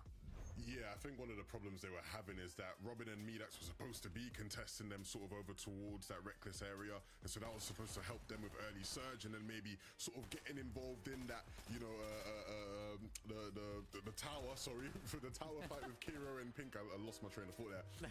But a bit more passively. I think with Robin and Midax leaving reckless, they had to get a bit more involved in that fight, which hasn't quite gone their way. And now this, you know, time round, they're sort of finding their feet again. And again, this isn't a team that people expected to have to rise, right? They were supposed to just be a team up contending, and so now with that game, it does put them back into at least like a top 10 area where they can start to maybe find a bit more rhythm. Boys, let's take a look at the leaderboard. I can't contain my anticipation any longer. Who is in that top spot? And there you have it. Queasy and Thomas, a well-deserved shot at the Axe of Champions, because their consistency for making those end games with higher limbs continues to impress, Levin. I mean, I'm almost starting to get tired of talking about just how good Thomas in particular is. I mean, some of the shots we're seeing him hit are just, it's out of this world. I mean, he must have now probably around 15, 16 snipes, Mini. Like, it is just ridiculous the things this guy is doing. This one here early in the game, I mean, do not open up a window. Just don't even bother, because Thomas is going to be somewhere with a sniper waiting, and it's going to be the end of your game. He was hitting shots mid-air, snipes to get height. The variety here. And there's moments like this one, Mini, where I'm looking at them now. Queasy's very low. He's not the greatest of HP. You're thinking, okay, yeah, it's over. The game's done. But no, he keeps hitting shots. And I mean, it just, again, look at this. Ready? Oh, that is unbelievable. It's something that we just expect from Thomas HD. And yet, we expect that. We still get surprised every single time it happens, because he can just pull crazy things out of the hat, make some magic happen almost every single time. He's almost got a 25-minute highlight reel just from his clutches from today alone, and it's great to see that from this duo. And we said it. We've talked about this duo's versatility. We've talked about their ability to play height. We've talked about their ability to play low ground as well. And when you have someone like Thomas just hitting those snipes, it becomes a lot easier to find yourself in a favorable position in those games. I sort of asked the question about this duo, you know, are they going to be able to perform when the zone isn't in their favor? Those first 3 games we saw it in their favor. That game a lot more south, like we saw yesterday, and they're performing. They're doing incredibly well. So this is a duo that, if they can make it off spawn in these last 2 games here, this could be their FNCS for the win. Look, we've seen many great FNCS performances from Thomas individually. If he was to win, you know, today, it would probably be his best one yet in terms of just the things he's doing. Crazy. Absolutely crazy. I do love that he is fighting his ex-duo, though, Malibuka, for that top spot. And Merstash and Malibuka have been another revelation for me, because this is a duo that has actually formed before, back in Chapter 3. They went their separate ways. Not exactly sure why, because the way they're playing together now is magic, Mini. It absolutely is, yeah. And it's nice to see these guys, again, continuing that consistency, despite that Malibuka hasn't had that FNCS win yet. They're not getting ahead of themselves. They're making sure to stick to their game. This game, though, unfortunately for them, wasn't quite as good as we've seen from them. I think it was around a 14th position where they ended up placing here. And it just turned into a little bit of a mess in this current situation. You can see them on the screen. Everything was going a little bit wrong for them at those mid-ground layers, which is kind of contrary to what we've seen from them throughout the day. They've been very, very consistent. So for these guys, I don't doubt that they'll still be in the running for the first place. It's just whether they need to have one of their massive games like we know them for in the past. Well, I mean, they better be in the running, because otherwise Thomas and Queasy are going to walk away with it. Like the point differential between them and everyone else is really starting to be a big gap. So, you know, if you aren't a fan of Thomas, which I'd be surprised if you aren't, but if you're not, you're going to be rooting for Malibuca and Mustache right now because they are the ones that could be the team that takes it away. And so it looks like regardless, we're going to see a new champion, someone who's never had it before. And I think on both sides, whether it's Malibuca, whether it's Thomas, it is very, very deserving. And it's just so fascinating how we have a repeat, Frankie, right, of last year where it was like, last year it was the battle between Malibuca and Mustache, who was going to get it first. This time now it's the battle between Thomas and Malibuca. Again, who's going to be the one to get there first? FNCS, it's just crazy. Well, the soldiers are lining up on the battlefield and war is about to commence. We only have 2 more games left, gents. So let's head over to our casters, Takata and Jacob PR for game number 11. Let me tell you something real quick, Takata. Those who don't learn from their mistakes are doomed to repeat them. And this being kind of a 2-horse race towards the end, Malibuca made that mistake. He went down. He lost by mere points in Major 1 of last year. Do you think this is his road to redemption? Look, I don't know if I even want to answer your question. I mean, what a way to enter the last match. You said it yourself. Malibuca hasn't yet won an FNCS, but you also have Thomas HD on the other hand. Might be one of the most deserving players who has yet to take home a title. The battle bus is ready. Last game of the day. Let's get into it.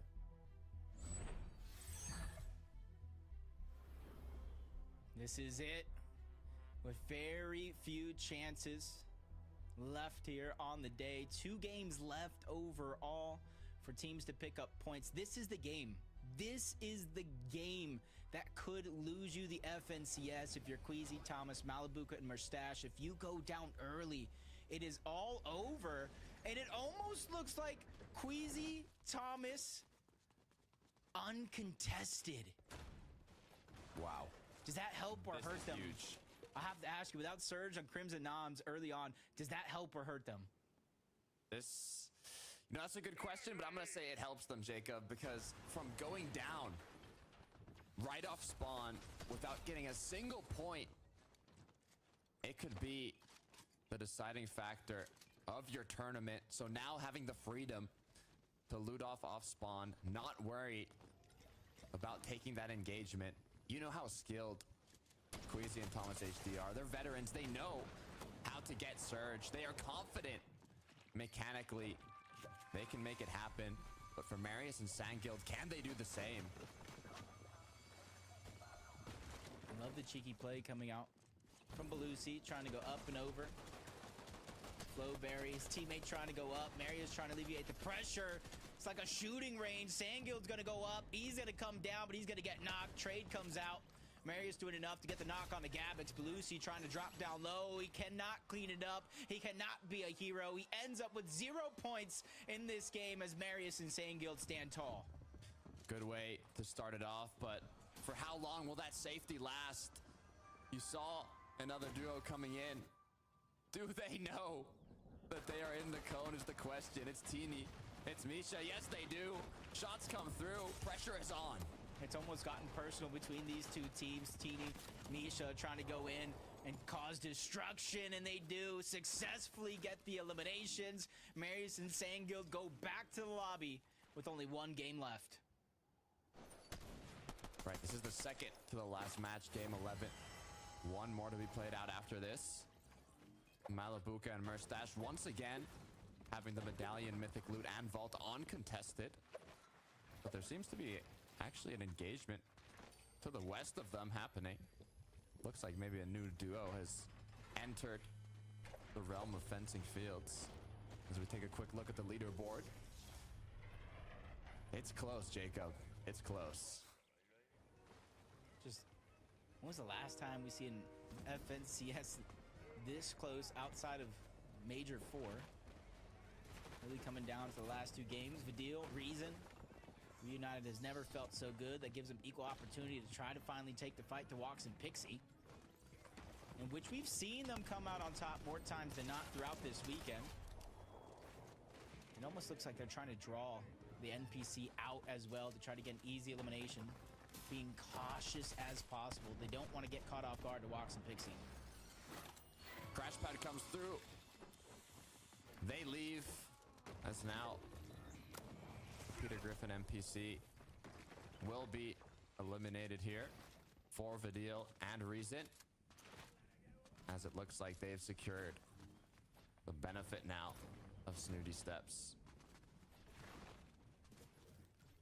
Gonna get it all to themselves.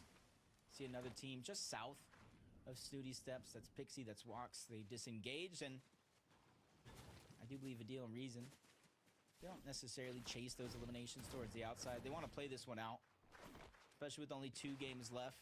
Slowly but surely fell down the leaderboard a little bit farther than they would have hoped. But this is their chance to really pick back up the pace along with Bevy and Pablo. Insane solo clutches by Pablo to start the day off. They just got to be able to find that momentum, really bring it back. Savage and Mongrel here, taking a bit longer this time around to finish off their off-spawn fight. 4 elims already on Mr. Savage. Where did those come from? That's what's on my mind. Maybe they did finish it off quickly as another snipe. Not able to connect. But there's still so many duos in the area. In theory, 2 first places would get him 200 points alone. He already has 4 eliminations. That's another 24 points right there. Okay, you're cooking something here. I'm just trying to draw up a situation here where Mongrel and Savage have an opportunity, if not to take first place, maybe get a shot at the global championship. I feel like anything is possible, but they definitely need to pick it up. Astral and Artsko going for the dive bomb play, coming out from above with the crash pad. Gears not going to fall for that one. He has the grapple blade. He's immediately trying to get on out. And I'm looking all over the minimap. Where's Hari? He's nowhere in sight. So Geary's probably by himself, trying to create some distance so that way he has a chance to bring his teammate back. Yeah, Chari has been eliminated. So Kiras is going to have the fortunate item of the grapple blade to try and disengage. But do their opponents have it? Will they chase him down? As he's crouched up now, trying to do what he can to be a little sneaky. Even his outfit here kind of matches those crates. So, you know, I probably would pass by it without seeing him, but will Artskill and Astral, sorry, do the same? Which reminds me of week 1 when we were casting and Cammy was just hiding next to the mountain. That duo just jumped right over him, didn't see him at all, but whole different situation, especially in a POI like Ritzy Riviera. A lot of buildings, a lot of hiding spots, just like you saw. But it's that time. Forcecast Towers now making their appearance. Kido and Kiro get it uncontested this time around. No Pink, no Vico in sight. Hopefully that's going to help their game. 376 points. It is looking good. Yep. They've secured it alongside that elimination. Who the elimination was on is what I'm wondering. As you can hear them taking more shots. But so far it's kind of up to the next objective now. As iDrop has lost Nebs. 4 in the zone as well. This is a battle that can end up with no victor if it plays out too long.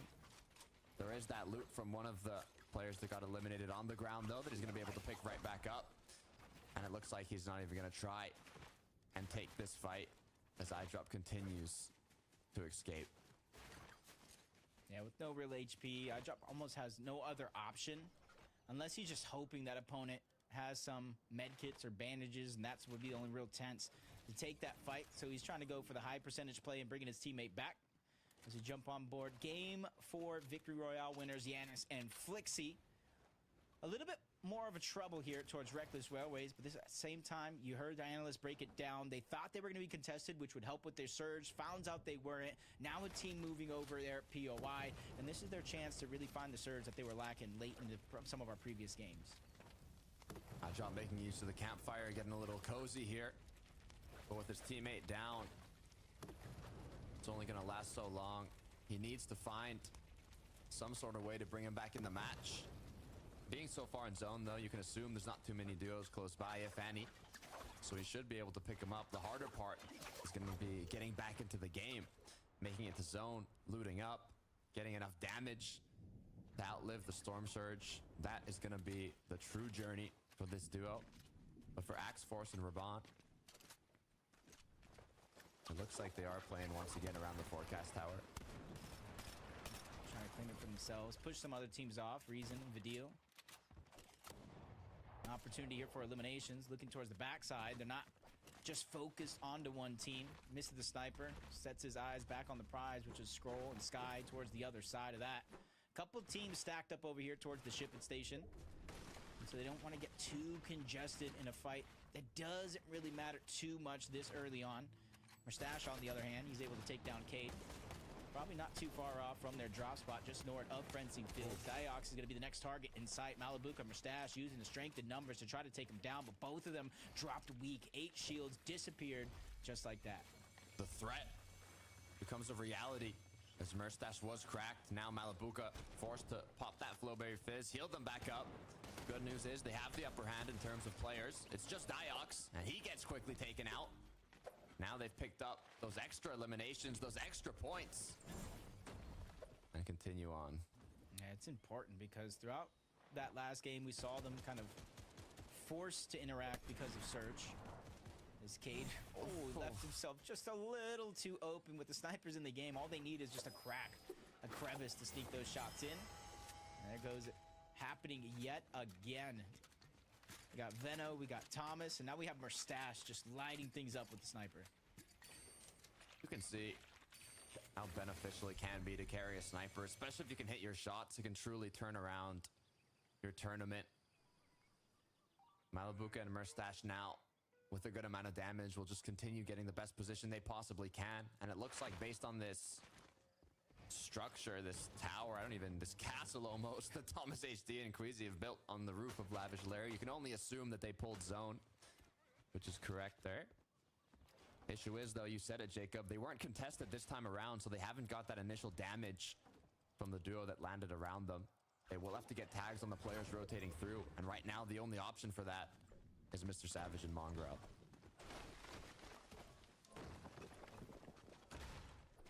Did look like they were eyeing that opportunity, but just like you said, they have zone in their favor. They don't want to do too much, especially if it does pull teams towards the north, even pull teams downward like we saw in that last game. His gear is fine, have a chance here to get his teammate back. Doesn't want to do it too soon because then that draws attention in your direction. And at least he was able to find medkits, so it doesn't matter how long he takes at this stage in the game. It's only a 1 tick, so not too much damage being done. And you kind of add in the fact that we've shifted kind of away from the heal-offs in which we were seeing throughout the qualifiers to almost all-out brawls for victories. Yeah, I think the only kind of heal-off we had was when Queasy was on height by the train tracks today. So it's been very engaging late games here for the grand finals. Yanis Flixie, our Game 4 winners. Previous match. Continuing around the Reckless Railways, you can see the players rotating through more up north now as they want to get deeper into the zone. Meanwhile, there's some that have yet to even make it out of the zone. Oof. As we tune on, Vico just getting sniped. Him and Pink changing up their strategy in game 11. Second to last chance. Instead of early rotating on over to the forecast tower, even fighting Kiro and Kudo for it, they're just trying to play this one out. And on their way there, they're going to find their combat cache. They'll be the first one to it, but they have to be careful. That's Veno. That's Tayson on the other side. And really, the only way Veno and Tayson can make up the point differential is through eliminations and high-placing games. And with the aggression that they showed ramping up over the last couple of games, this could be a fight that they're ready to fight to the end. Yeah, Veno Tayson is not a duo you want to go up against in a combat cache fight, being the players they are. But Pink and Vico as well, incredibly dominant. Issue is, there's even more duos, well, just one duo here in the surrounding area that could cause some trouble. So as shots continue, angles get looked for. This could even be one for Veno. He hits one tag, but it's not going to be anything big. The wall of place coming through. All they want is that big pump shot. 58 isn't going to be enough to crack them, but little by little, they get that HP and shield advantage. Man, that was a great shot by Vico to kind of answer back onto Veno. He's trying to scrape together all the loot into his box. Not much left. I do see a med kit, but everybody here in the situation is about full HP, except for Pink, who's going to disengage out of this fight. Doesn't want to overstay, even though they're the first one to the cache. Veno, Tayson, immediately interrupting that. And in the distance, Kiro and Kuruo are attempting to third party this. Now it's just going to become them and Veno and Tayson, and it's up to them if they want to try to pounce on top of this while they have the opportunity to do so. Yeah, I don't think they know that Kiddo and Kiro are even there. One of them was in a bush, the other crouched up on the previous build, so they should have an opportunity to at least take some shots and do a bit of damage. If it's enough damage to pursue the aggression, though, and go for the eliminations is what we'll have to find out. Reason for deal now. Uh-oh. Together, both of them boxed up. This fourth zone is coming to a close. From 26 points to start this off to 14-point difference. Malibuca and Mustache slowly but surely closing that gap as this game progresses. Still 13 teams need to go down before placement points start to come in for a lot of these teams. So you don't want to spend all this time in the game just to go down without anything to show for it. Volko almost on the receiving end of yet another Mustache snipe. Always threading the needle and having some close calls. Shaco, Skydune, take down Darky and Darkest, send them fully back to the lobby. That's going to be 6th and 7th place out as well on that leaderboard inside of the top 10, which opens up an opportunity for somebody to overtake them here in game 11. A lot of the duos now on the edge of the zone based up. As 5th zone will appear, and they'll see how much of a rotate they do have to do. It's going to be Pablo Bevies, though, a little bit further down below. And as the zone does pull more up north, these duos have to start planning their rotate. Do we let the teams in front of us rotate first? Do we use any of the mobility items we can? Maybe a combination of a crash pad flowberry, maybe just the grapple blade, or even just walking down below as everybody kind of flies through the skies. There's a lot of options. Bevies and Pablos, though, are just going to use the grapple blade. We got one reboot going off into the distance. Let's say, what can he get? Another med kit coming out. Here he's just trying to give himself a fair shot. But my question is, does he even have the reboot card? Because there was a few chances there he could have ran back to some reboots and get it. But a nice snipe. Lands and connects on the arc. Leaving his duo all by himself. Now a solo. But he's trying to go ahead and get aggressive. Avenge his teammate. Shot's going to get fired through. 50 shield gone just like that. Space is green created by Gears and his opponent. Especially because those third-party shots are now beginning to come in and float in their direction. One bullet in the chamber is all Giras had until he secured that elimination. Now 6 more opportunities with that refresh. Even 96 above Surge. That is the shot he needed to hit to continue going forwards. But as he's been cracked, he's going to be forced to once again stay in zone. And on the contrary, Mustache has been eliminated as well. Malibuca left as a solo. Pressure is on as he knocks down one. The 1 versus 1, but the third party's continuing to take shots. Yeah, Chexy's still moving his way in. Other players as well. I got Volko on the other side. He found a little crevice underneath the water. Still trying to hold on to his position. Play defensive, but he's running out of builds. 521 above the damage threshold. Volko and Vortexers come in, and they cause a huge distraction to find both of those eliminations, possibly saving the day for Malibuca. They have an opportunity here to continue to go on the hunt. This is a big decision here for Volko and Vortexers that has so many different implications to the leaderboard. Inside of the storm, it makes this scenario 10 times more difficult as Malibuca is still up somehow. He has recuperated his materials. Now that he knows the duo has left, he can pop that Flowberry Fizz for the shield. One more medkit left to keep him up, but such a ways away from the zone. 3 medkits actually, as he's found some from the ground. Malibuca, you've got to repeat what we saw from the semifinals. Say he's doing the math there. Thinking if he can go to the backside of zone and get the reboot. He's checking if anybody else is slowly rotating in. Malibuca's going to try to go for a repeat. Did you see a replay? 172 below the damage threshold. Prism knocked on the wrong door. There is no treats in that house, only tricks, but it backfires there momentarily. Bevies goes down. Cammy goes in. Him and Seti are poised to have a good comeback here on the day. Lucas made it back in. He has used one of the rifts from the Rift Island, as he still wants to recuperate that shield and HP. He has enough consumables in his inventory, but you can see at the mini-map, looks like a whole army of players now flying on in, trying to mark, you know, where do we land? Do we go on top of the builds? We don't want to land in the same place as the other players. Stay away from the action. is what Malibuka's thinking, being 471 above as Nebs now stops. And potentially gonna look for a shot, but Malibuka so far, just one more shield left. If he ends up getting cracked, the focus is on him. He cannot let that happen. And the 50-50 opened up. This is the same scenario he was in when he qualified to the FNCS Grand Finals. Looking for a repeat opportunity.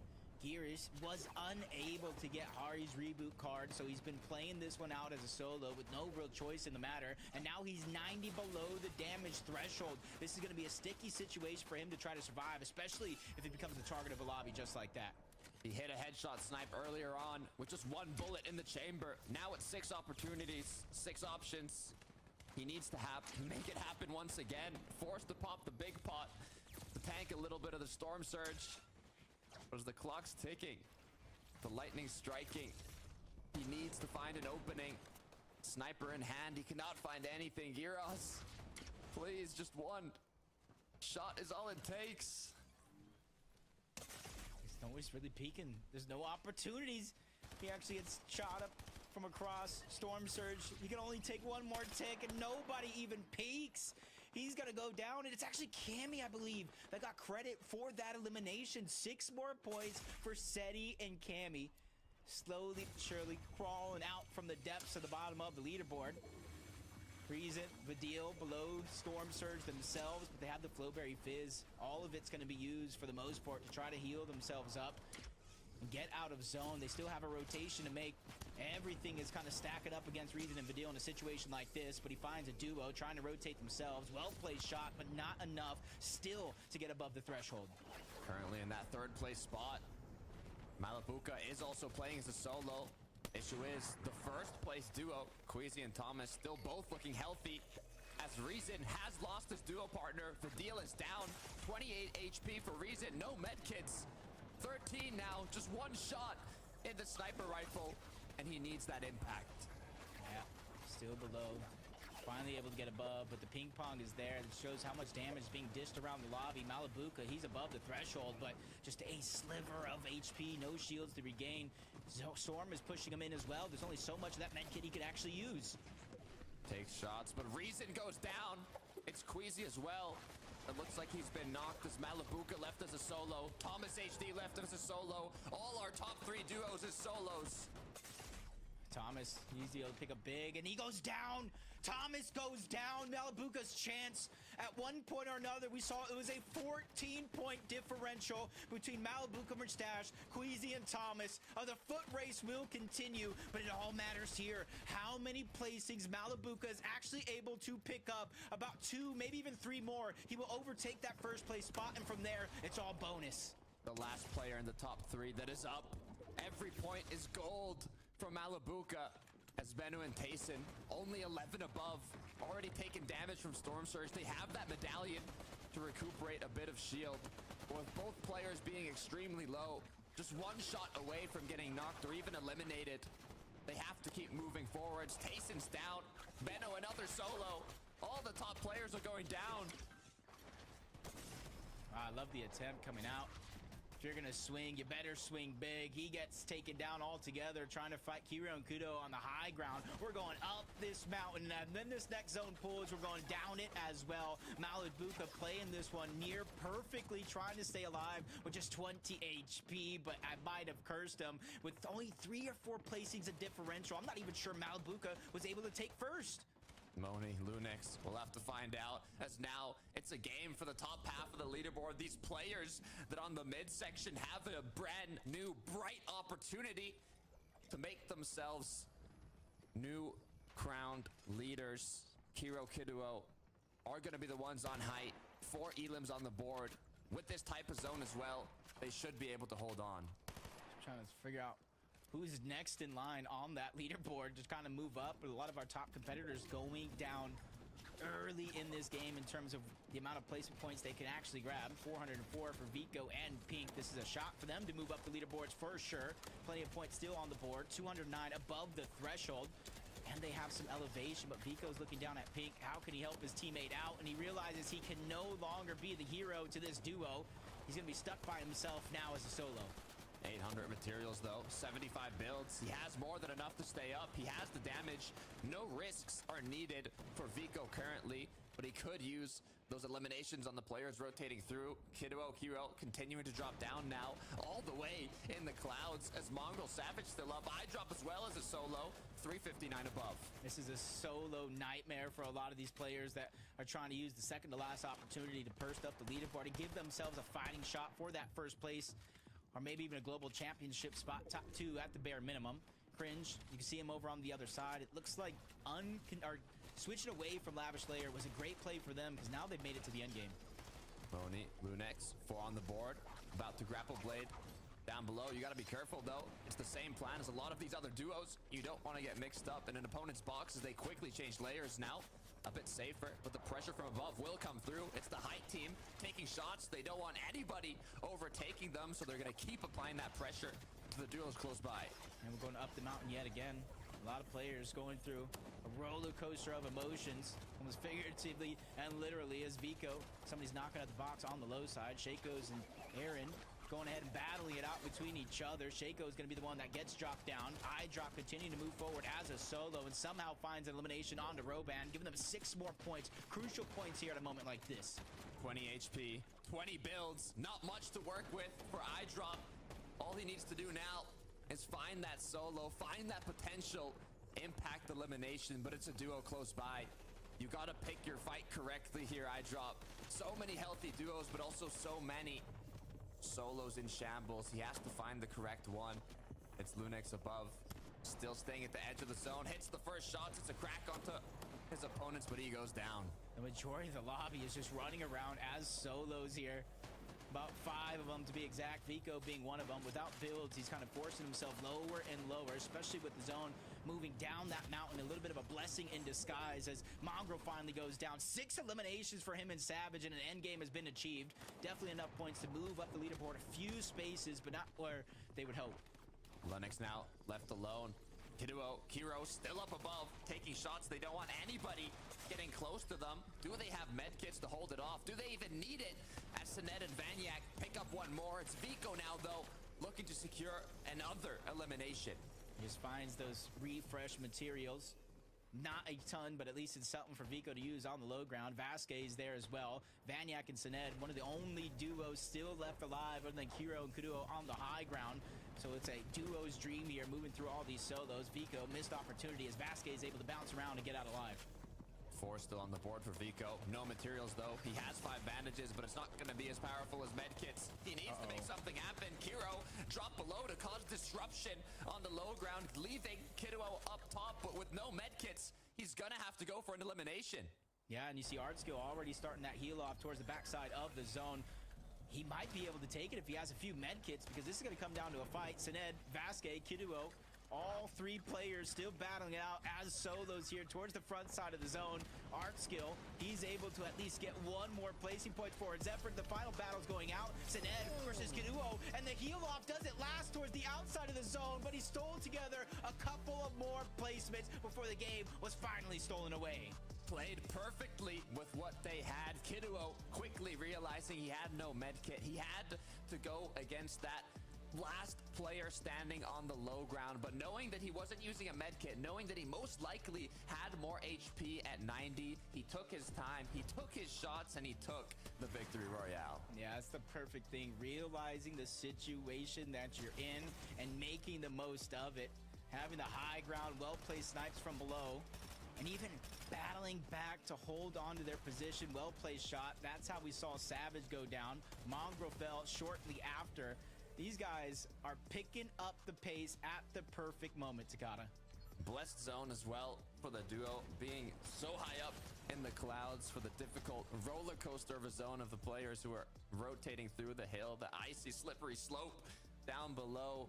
Kidduo finished it off strong. And you got to imagine where it started. The biggest change up from day 1 and day 2. Pink and Vico did not contest that forecast tower, which gave it over to Kiro and Kidduo for free. Being able to see the next zone has to be a blessing for them. They've won the game, but with only 1 game left, I'm going to throw it to our analysts one more time to figure out where everybody stands with the last chance around the corner. Thank you so much to Carter and Jacob. What a game. It was so exciting to see some of the names that perhaps we haven't got to talk about over the weekend surge to the top, the mid ground and the low ground. And with Kiro and Kajiro, they did clutch that high ground.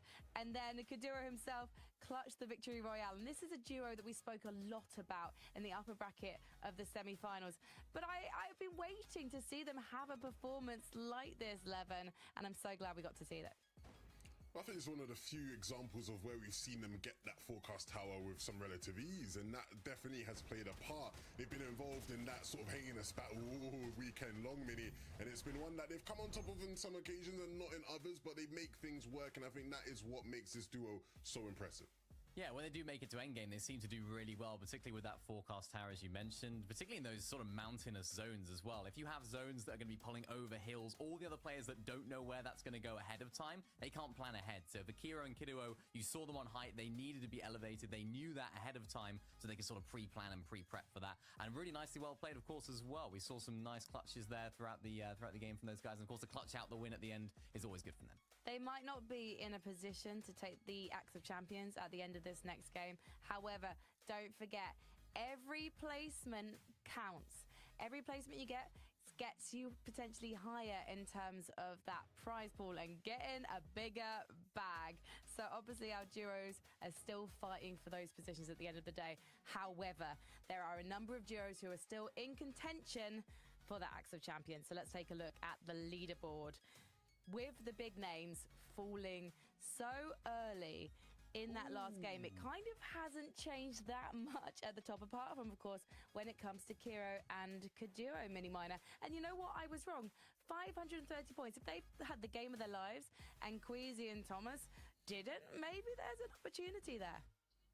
Yeah, if we see a repeat of what we just saw right there, we could be saying Kiro and Kiduo are our FNCS champions for Chapter 5 Season 1. But we have to imagine here, with how both of these top two teams are playing, it's coming down to a two-horse race realistically. We saw, of course, both those teams being left down to a solo in that end game. It was actually the players that hadn't won an FNCS yet that were trying to fight for those extra few placement points in Thomas and Malabuka. And, I mean, this is exciting, Levin, because we have one team that are contested, one team that have the tendency maybe to not have that great of an end game in Mustache and Malabuka. So it's like, if Queasy and Thomas make it off spawn here, could be theirs for the taking, but Mustache and Malabuka, they know how to play well. Absolutely. In that last game, though, Noms and Cringe decided not to contest Lavish, right? And so I think, at least for that game, they probably gained a lot of Danish Fortnite fans, right? Their Twitter followers are going up for sure. And we'll see if they want to keep, that streak going and keep gaining all the Danish fans by not contesting once again. Because, yeah, they in theory, could end the FNCS right now, right? Like, going into this early game, if they decide to contest and things don't quite go the way for Queasy and Thomas, you'd think that's it, right? You'd think Malabuka and Mustache would be able to accumulate more than 2 points. I certainly do think that as well. So we'll see how it goes off spawn.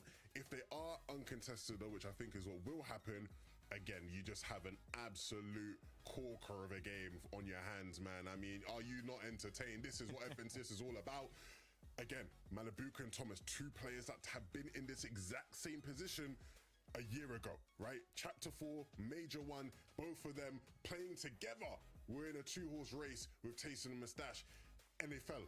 They weren't able to complete the job and get that title. So now, now it's both of them against each other. Can one of them best the other? It's going to happen in this last game. Remember what happened there at the end as well? It was Malabuka who actually needed to hit that final shot all the way back when in Chapter 4 Season 1 in order to win that FNCS. So we're seeing something very similar with the same people involved. It's all about hitting that damage shot. It's all about making sure that you can make the most of this last game. This is going to be really intense. And boys, I'm just getting flashbacks now to standing on that stage with you back in Chapter 4 Season 1 as we watch that final endgame, as we watch these duos basically with the Shockwave Harrows just zooming across the zone. It was neck and neck, and it was incredible Fortnite. And that is what we're about to see once more for Chapter 5 Season 1. To Carter and Jacob PR, it's game number 12. Take it away. Last game of Major 1, Jacob, and there's a 2-point difference between Malabuka Mustache and Thomas Queasy. But they were talking about it. The deciding factor here It's what happens in the early game. Is Thomas HD and Queasy gonna get contested once again? And if they do, will they be able to come out on top? Yeah, that's going to be the big question we're asking ourselves. And with 2 points, that's less than elimination. That's less than half of an elimination overall. So when you see each other getting eliminations in the feed, it almost motivates you to have to push yourself that much further. Malibuka, Mustache, fighting history. Queasy, Thomas, fighting history. No matter what happens here in this FNCS, I'm just proud to say that history will be made. Levin broke it down perfectly. This would be Queasy's 3rd FNCS title, each time with a new duo, and not only that, the new duo being their 1st FNCS title, and I think Thomas HD might be the most deserving one yet to secure that, being the world's, well, having the most top 10s in the world without yet securing that FNCS. So will they be able to do it? The question gets answered now. Battle Bus is ready. Let's get into game 12. Hopefully everybody has strapped themselves in, because this final game is going to be one wild ride, full of emotion, full of passion, and full of a chance to get that global championship spot and call yourself the best in all of the EU region. And we've called it yet again. No contestation coming out for Queasy and Thomas. Cringe and Knobs, much respect to them. We have a match, Jacob. We have a match, as Mustache and Malibuka have not been contested either throughout this whole. Ouais, l'équipe. Bon, on a les dernières games. Hein. J'ai suivi un peu ce qui s'est passé en même temps, le temps que je faisais mon petit truc. Je regardais un peu en même temps. Wow, ouais, j'ai bien mangé ça, mais. Oh, je suis crevé maintenant.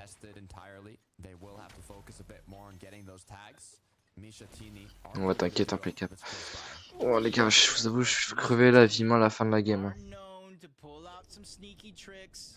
J'aurai live aujourd'hui, ce matin 3h.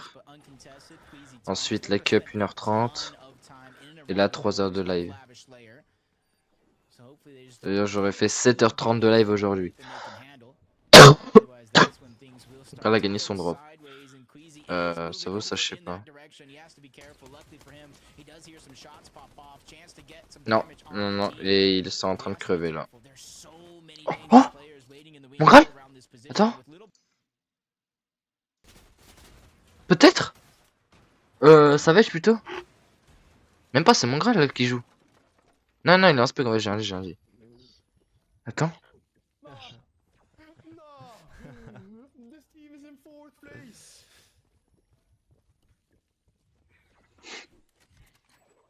Oh my days. That was disgusting. That really was disgusting. Attends, quoi? Il est rentré. Allez! Allez, s'il te plaît, mon Graal. Savage. Pourquoi je dis mon Graal, moi? Allez, il y avait un grappin, dommage, je l'ai pas fait le prendre.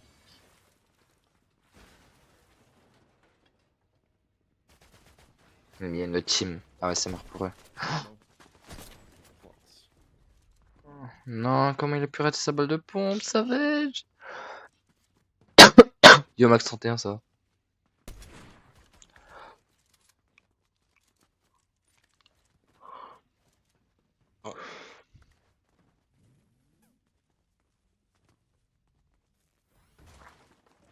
Wesh, mon Graal.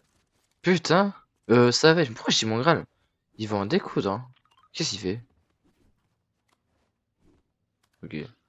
Je pense que c'était pour pas faire le bruit de la tiro, je pense. Ok, toi. Ouais, nickel. Putain, j'aurais live 7h30 aujourd'hui, n'empêche. Went on you, by the way. Huh? You knew what team went on you? Like where they came from? Bro, I just like just dead. Mais discret, ouais, je sais. That's unfortunate. Oh. I think it was tunnel. Oh non, il y a des mecs, je crois. Il y a des mecs. Ouais, c'est mort. S'ils sont deux, c'est mort pour lui. En plus, il a pas de rotor. Ouais, dommage. Il aurait fallu mettre la tête, mais c'est mort pour lui. Non, non, c'est mort. En fait, peu importe où il va, il y a des gens.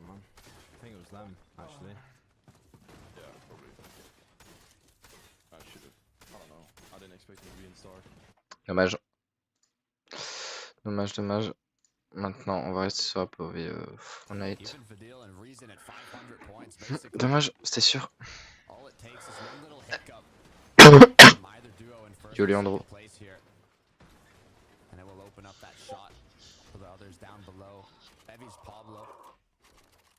Hazy hillside, no duos in sight. As all our players here continue to prep themselves. Ah ouais, The Muslim. Bah putain, t'es un crack.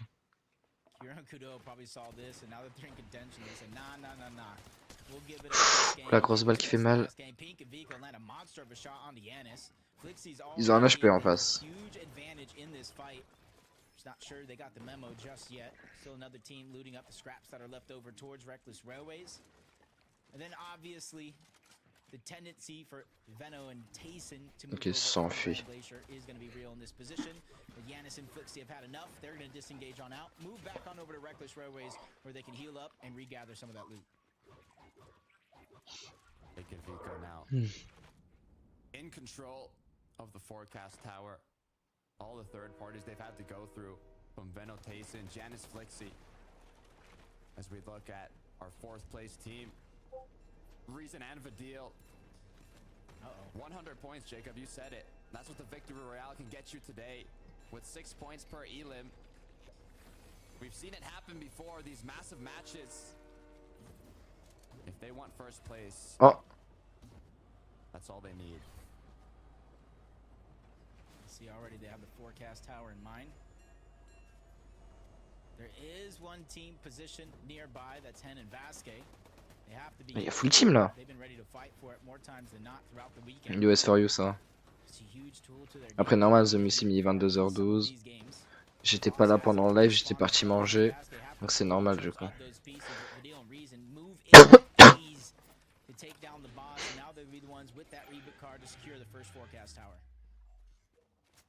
Huge benefit to this match as they're able to get the forecast. They will be able to see those zones up. Il y a 3 teams. Yo Jojo ça. For their positioning as we look back at Sangil Marius who did take one of the matches today. They're looking to kind of position themselves in a bit more of an elevated location, and for our previous match winners Kiro and Kiduo, they've put themselves into a wow, ça fait mal.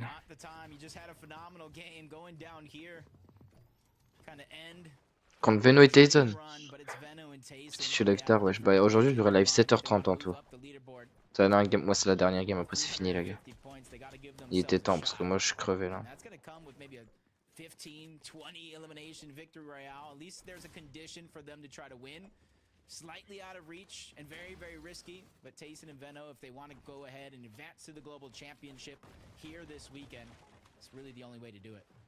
Tayson Veno currently in 16th place. Kiro Kiduo in 3rd.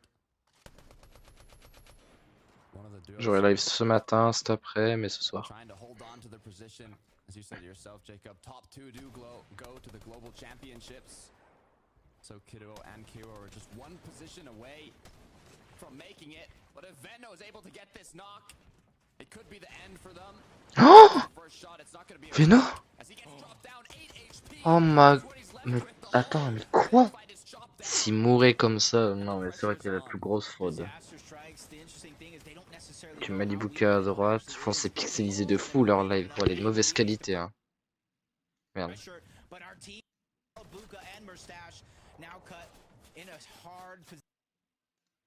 vais relancer le live. Back up, third parties coming in, spraying in their direction, coming from fencing fields. This is going to be tough for them to survive, especially against Aqua and Noah. But I think they've had enough. They realize who they're going up against, and they quickly disengage on out. Non, Jojo, t'inquiète. Après ça, j'arrête. Luckily enough, they did have the heals to recuperate the damage that was dealt. Now both looking healthy again. Still 3 shots in the chamber. Merstash with even more. They've done a good bit of damage, but they cannot get pushed here. They need to just focus on staying up. Very, very scary for them momentarily. But luckily they have the luxury to kind of rotate back to where they were before, find any heals that were left behind, kind of get that HP back up. Thomas Queasy just checking some bushes. Better safe than sorry. Even going for some cheeky shots into the distance. You miss 100% of the shots you don't take. And with the amount of sniper ammo that Thomas has, you know, you can kind of go for these Hail Marys. I mean, we saw what Thomas did in a bush at the start of this tournament. Arskill qui vient de mourir. Ah, et Astral aussi. Et pour eux. He's known for hitting his shots. And if there's ever been a match where it's more important, the time is now. North side of the zone by Reckless, continuing to just look around. Once again, they were not contested, so they don't have that damage early on like they have had in the previous match. So it is a bit of a change up in their original game plan. Now at the combat cache section of the match, forecast towers have already been secured. Now it's for that extra loot and a bit of metal for Kiro and Kiruo. Il y a beaucoup de soins, mais il n'y a aucune rota, c'est dommage. Have again a shot at the trophy or even the global championship. Good job for them to be able to not only like quickly react, but manage to be Pablo, il est encore là. Ah putain. Donc 476. Qui va gagner? En vrai, je dis Thomas HD et Queasy. Especially with the way Storm Surge has been dealing damage to some of these teams. Pablo and Bevies almost uncontested over here towards Hazy Heel side. You said it yourself, nobody in sight early on in the game. That's just because they found that first elimination. That so far out of sight, wasn't even on the mini map. Veno en face. And now they hear another team.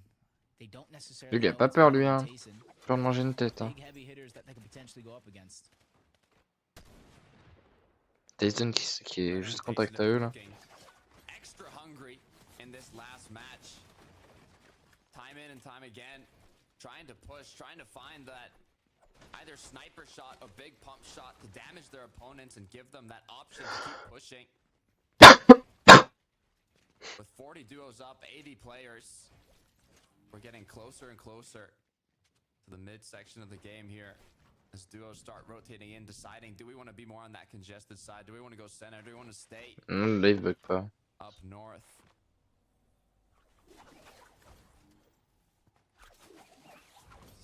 Decisions. I think for everybody here in the lobby, they're beginning to feel the pressure of what this final game can do. And that's the interesting thing, is even if you're not at the top of the leaderboard in contention to win, there's so much money, thousands upon thousands of dollars up for grabs for each and every placing as you move up the leaderboard. So there's still so much to fight for, even if you're out of reach of that first place spot. Freeze. Ah ouais, bah moi j'ai ma rediff à côté de moi là et il y a aucun bug, hein. C'est que c'est toi mon ref.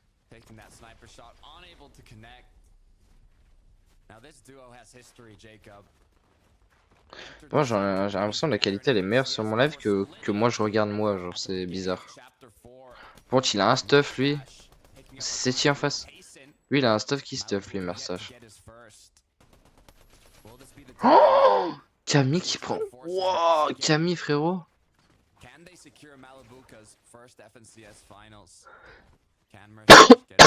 Bon les pages, mais non. Ils prennent le risque alors qu'ils sont dans les premiers, bordel. Ok. Le risque de... Putain, les couilles qu'il faut avoir alors qu'ils sont top 2 actuellement. Les couilles en or qu'il faut avoir pour faire ce genre de move. Malabuka or Mustache if they so want it, but they want the elimination. Malabuka was able to find it onto Cammy as he fell down off of Loot Island, and now they have Seti in their line of sights, narrowly able to enter that rift to be able to live the tail to tail and potentially get Cammy back in. This is big. This is very big for Mustache and Malabuka. That elimination, not only elimination, après ça a payé, hein. Oh putain, Thomas HD juste là. C'est Messager qui sont actuellement deuxième de 2 points du coup là.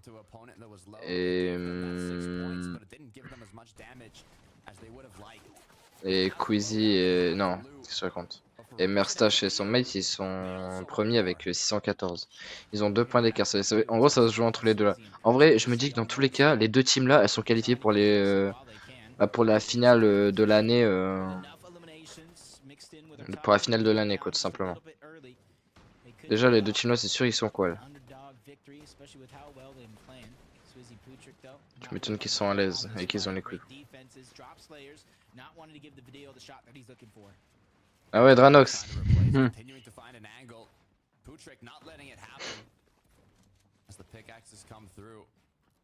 The zone will be closing here in just 7 seconds, and they'll be able to know where they have to rotate to.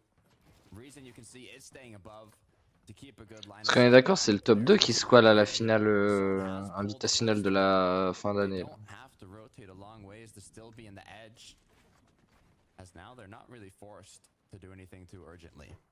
No, they can literally just sit up there, gather information. They know teams below them. Non mais je sais, Dranox, t'inquiète. Of which teams are positioned all around them on this island. So that when they finally do make a rotation. Mais tu vois, The Muslim, c'est dommage. Gets a pool, not in their favor. You know exactly where they want to rotate to. 450. Désolé, hein. Mais vas-y, c'est ça ce que tu fais là. Just away from everybody else outside of Ruin Wields.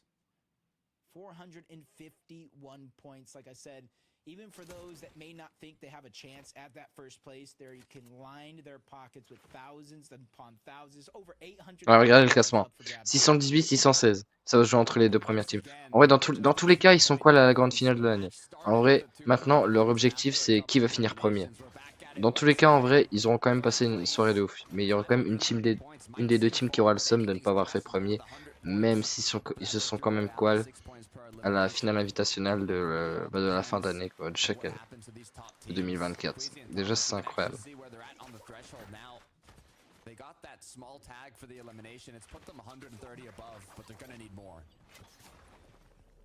Yeah, it's just kind of the double-edged sword of getting that elimination early. You're able to get the points, but especially since Teeny was kind of chased around before he finally went down, there's really not enough damage when it comes to Surge, so there's no real feeling of comfortability. But on the other side, Malibuka Mustache, a couple of well-placed sniper shots, beaming into players' boxes, even getting into a close engagement versus another team. They're well above the damage threshold, on top of Loot Island, with very few things to worry about. Imaginez un final Merstache contre Thomas HD. Crucial for the position that they're in now. As Thomas HD and Queasy, the numbers getting lower and lower, but the stress levels are rising. Storm Surge is active. Les gars, mais moins stack que d'habitude. Les gens, ils veulent un peu plus push, porter leur couille et tout. Ils ont un de ces stuff, oh. Thomas HD, il a un de ces stuff, gros. Il a un stuff qui stuff, lui, genre vraiment. They're not able to get the early damage, whether they win, lose, or draw the fight against Noms and Cringe, because they're no longer there at Lavish Layer. And with not too many teams rotating in that direction, it's going to be hard for them to try to figure out where. They're kind of forced into certain positions. Even with a sniper, Thomas is not able to find anything to work with. Luckily for him, Queasy landing a couple of shots, 18 above. But this is not a feeling of comfortability for this duo that has their eyes set on that first place. A miracle. As now 223 above as players continue to get eliminated. A bit of space, little breath of air for the duo as they can focus now on their rotate. You can even see all the players on the Rift Island that are going to be making use of those rifts, of those launch pads. Prends des dégâts. Aïe aïe aïe, Thomas HD qui commence à se faire un peu par tout le monde là. C'est chaud pour eux, en plus ils ont pas la zone, enfin la zone elle est hyper longue, vraiment ils ont pas de chance. To stagger in that position. Those are the dangers of rotating on foot instead of taking those rifts. You see everybody that was positioned towards Loot Island making their way on over. Easy and Tom like one of the first. Ah là là, fais gaffe, la balle de snipe ça peut aller vite. Hein. Ouais, aïe aïe. Oh non, il prend la storm.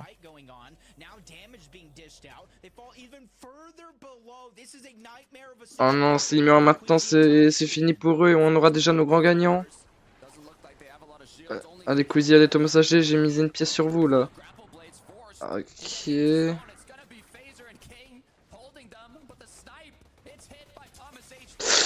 Ok, il en a mis un terre. Non, il se fait spam, c'est pas bon. Force à toi, Dranox.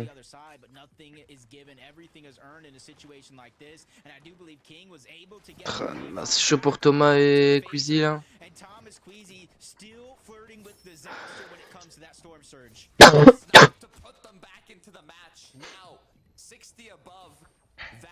Ils sont zonés, hein. Ils sont hyper bien. Là, ça me sont mis trop bien. Parfait. Attends, ils all-in? Ils veulent jouer les grosses couilles? Ok. Non, mais pourquoi? Mais non.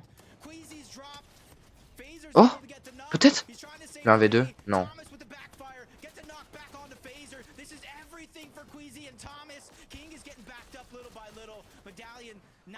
Ils ont voulu jouer les grosses couilles, mais c'est... Ils ont failli prendre un karma à cause de ça. Le Gilles qui meurt. Le chat, gros. Ils ont récupéré un kill, c'est ça encore. Ah non, même pas en fait, j'ai rien dit, ils ont même pas encore eu leur kill en fait. Je sais pas s'ils ont eu leur kill. Non, j'ai un 10, s'ils ont eu leur kill. 624 actuellement et 616 pour Malibuka. Oh là là, mais c'est quoi ça?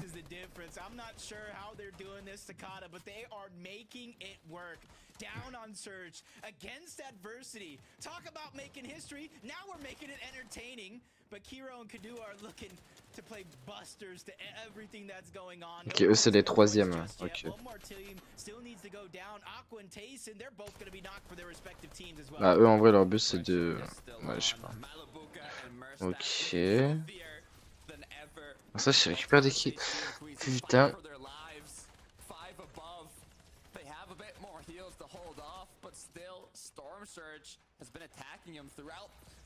Oh la zone horrible.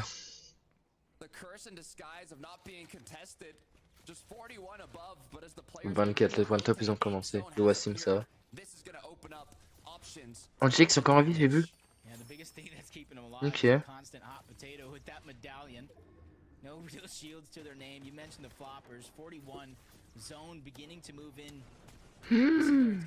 Non, meurs pas maintenant. Non.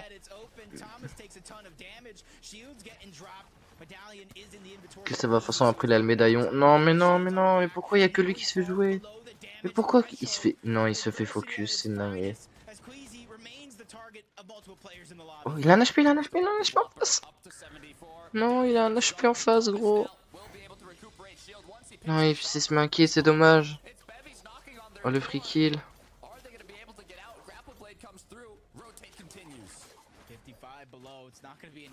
Il fait beaucoup de maths hein, du côté de Thomas.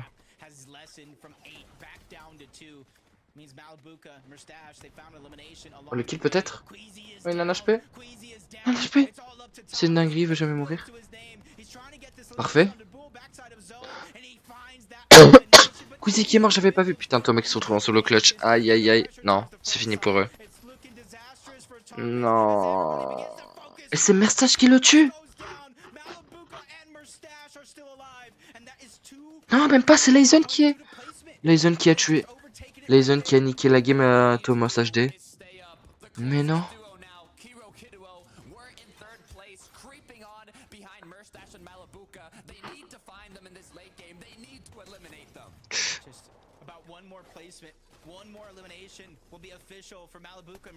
Aïe aïe aïe aïe aïe aïe aïe. Eux s'ils win la game et qu'ils arrivent à faire quelques kills, il y a moyen qu'ils grattent le top 2 à la place de Thomas. Je sais pas en fait, c'est chaud. Mais vas-y, qui sait, on sait jamais. Attendez.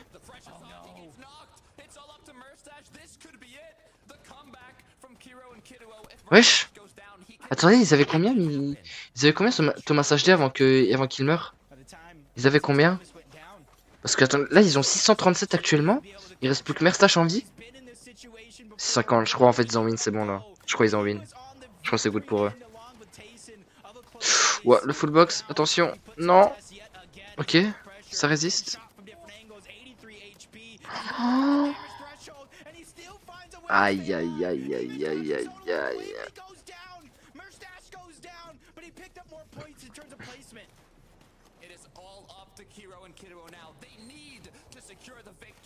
Attendez, s'ils win la game et qu'ils arrivent à faire des kills. Ah mais ils ont 0. Ouais non, je pense pas. Je pense pas qu'ils peuvent remonter top 2. Ça joue à rien. S'ils win la game, ah ça joue à rien. Leason qui est encore en vie. Hein.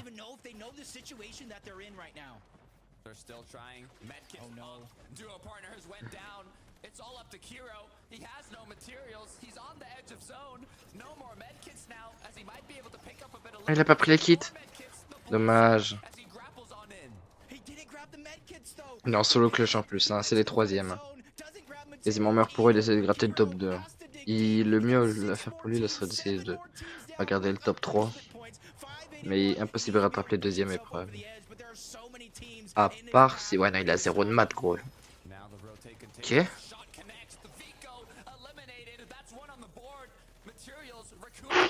Ok, récupéré. First elimination has been found, but once again, running out of builds, running out of time. You see him looking all around, trying to look to the backside of the zone. Can he find anybody sneaking around? There are so many duos on top of that layer that he's at. Dommage, dommage, dommage. On dirait que c'est encore en vie, hein.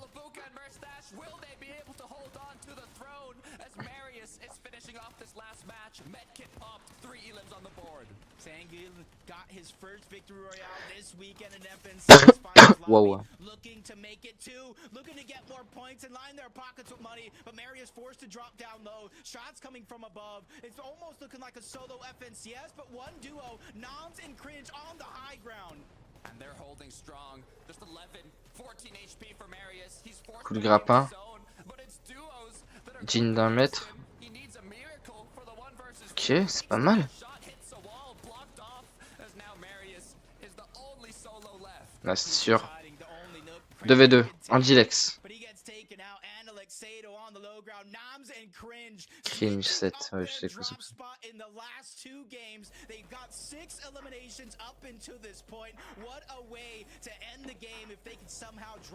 Non, mais tu vois, S4U. Allez, c'est bon. Les gars, les gens qui mettent des messages comme ça, je suis désolé, je te demande 5 minutes, mais frérot, mais pas des messages comme ça, gros, t'es bizarre.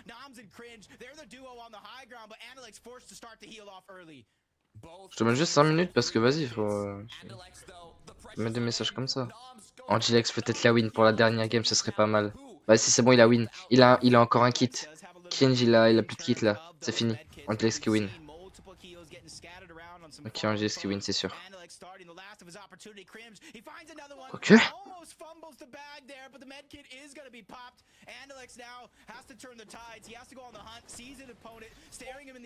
Ok, Angilex qui win la dernière.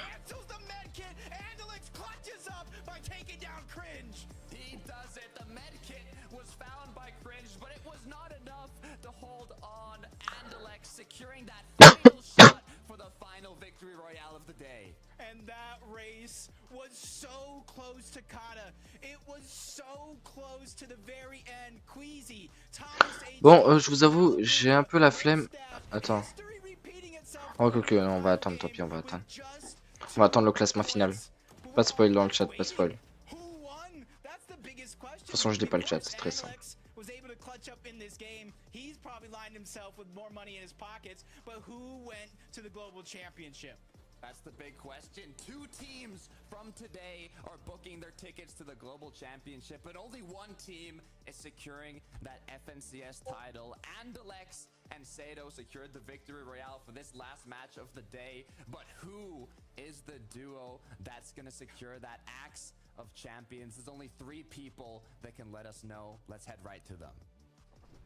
Thank you so much, Jacob, and to Carter for that fantastic casting throughout this season of Chapter 5. And boys, I was hearing from production just now that there were 2 points in it as we went into game number 12, and now there is just 1 point in it, because when you looked at our top 2 duos, neither of them had the game that they were hoping for, but one of them had the game that they needed. And it's so almost eerie to see some of these names coming back a year later. Le Ghost, ça va? Xerox. Les gars, c'est la fin du live là. On attend juste le classement final.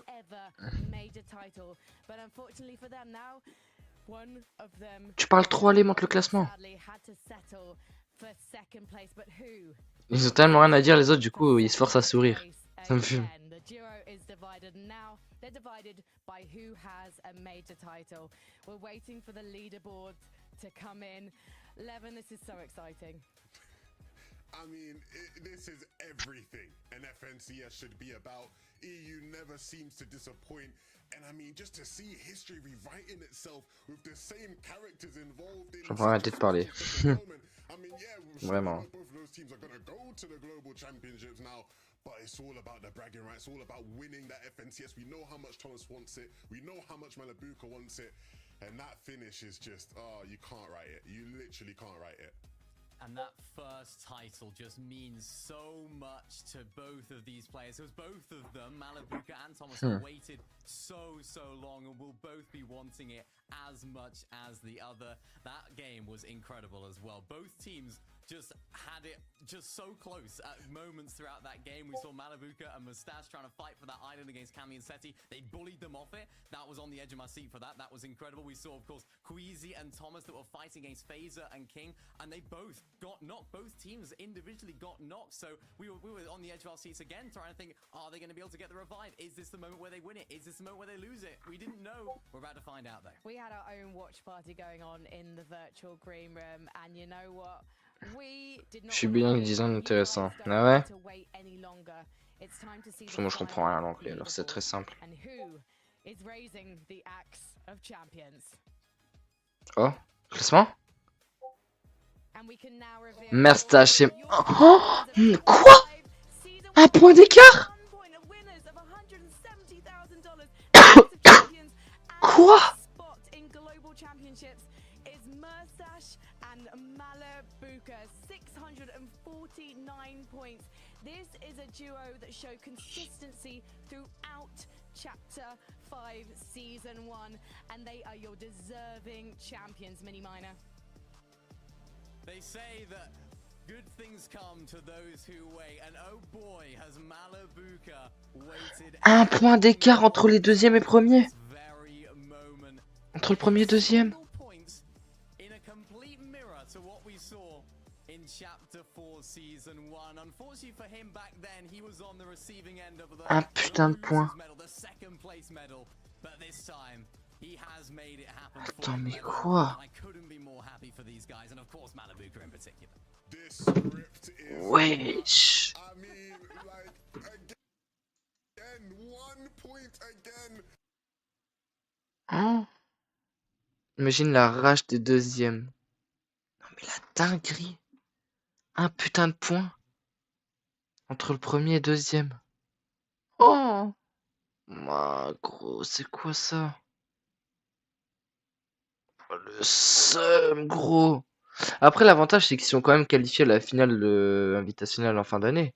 Mais quand même, top 2 à 1 point d'écart. Wesh. Ok. Eh bah, putain. Quoi? Choc bar là, non, vraiment. Je suis choc bar. What the fuck?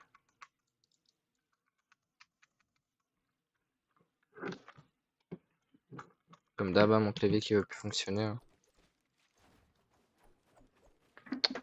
Oh là là.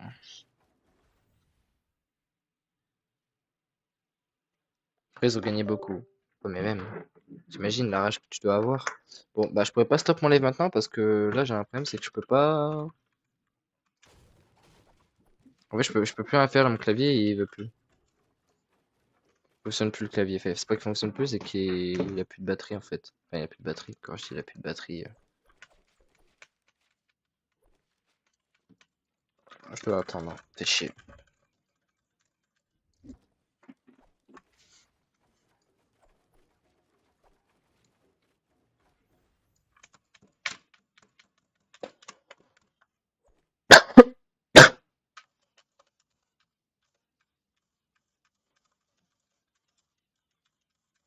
En vrai, sinon, je sais pas, hein. Je t'avoue, des conseils. Bah, être actif. Puis voilà, je vois pas ce que je peux te dire d'autre. Après, c'est sûr qu'au début, mais moi, ça me le faisait. C'était pas motivant de faire des lives et d'avoir personne dessus pendant je sais pas combien de temps. Je peux plus rien faire là, de toute façon. Là, il y a que ma souris qui fonctionne. Mais je suis con, au pire, je branche ma manette, ça va plus vite si je veux faire. Là, je suis un débile en fait. Hop là, je fais ça. T'arrives, tac. Hop, voilà, comme ça je peux stopper mon live tranquillement. Enfin bref, sur ce, moi l'équipe, je vais vous laisser là. Merci à tous d'avoir suivi. Ce live, c'était cool.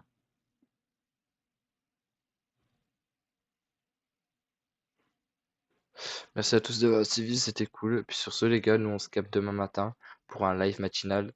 Peut-être on fera des PP. Je sais pas, on verra. Enfin bref, sur ce, merci à tous d'avoir suivi. Et puis passez une bonne nuit. Ciao, ciao.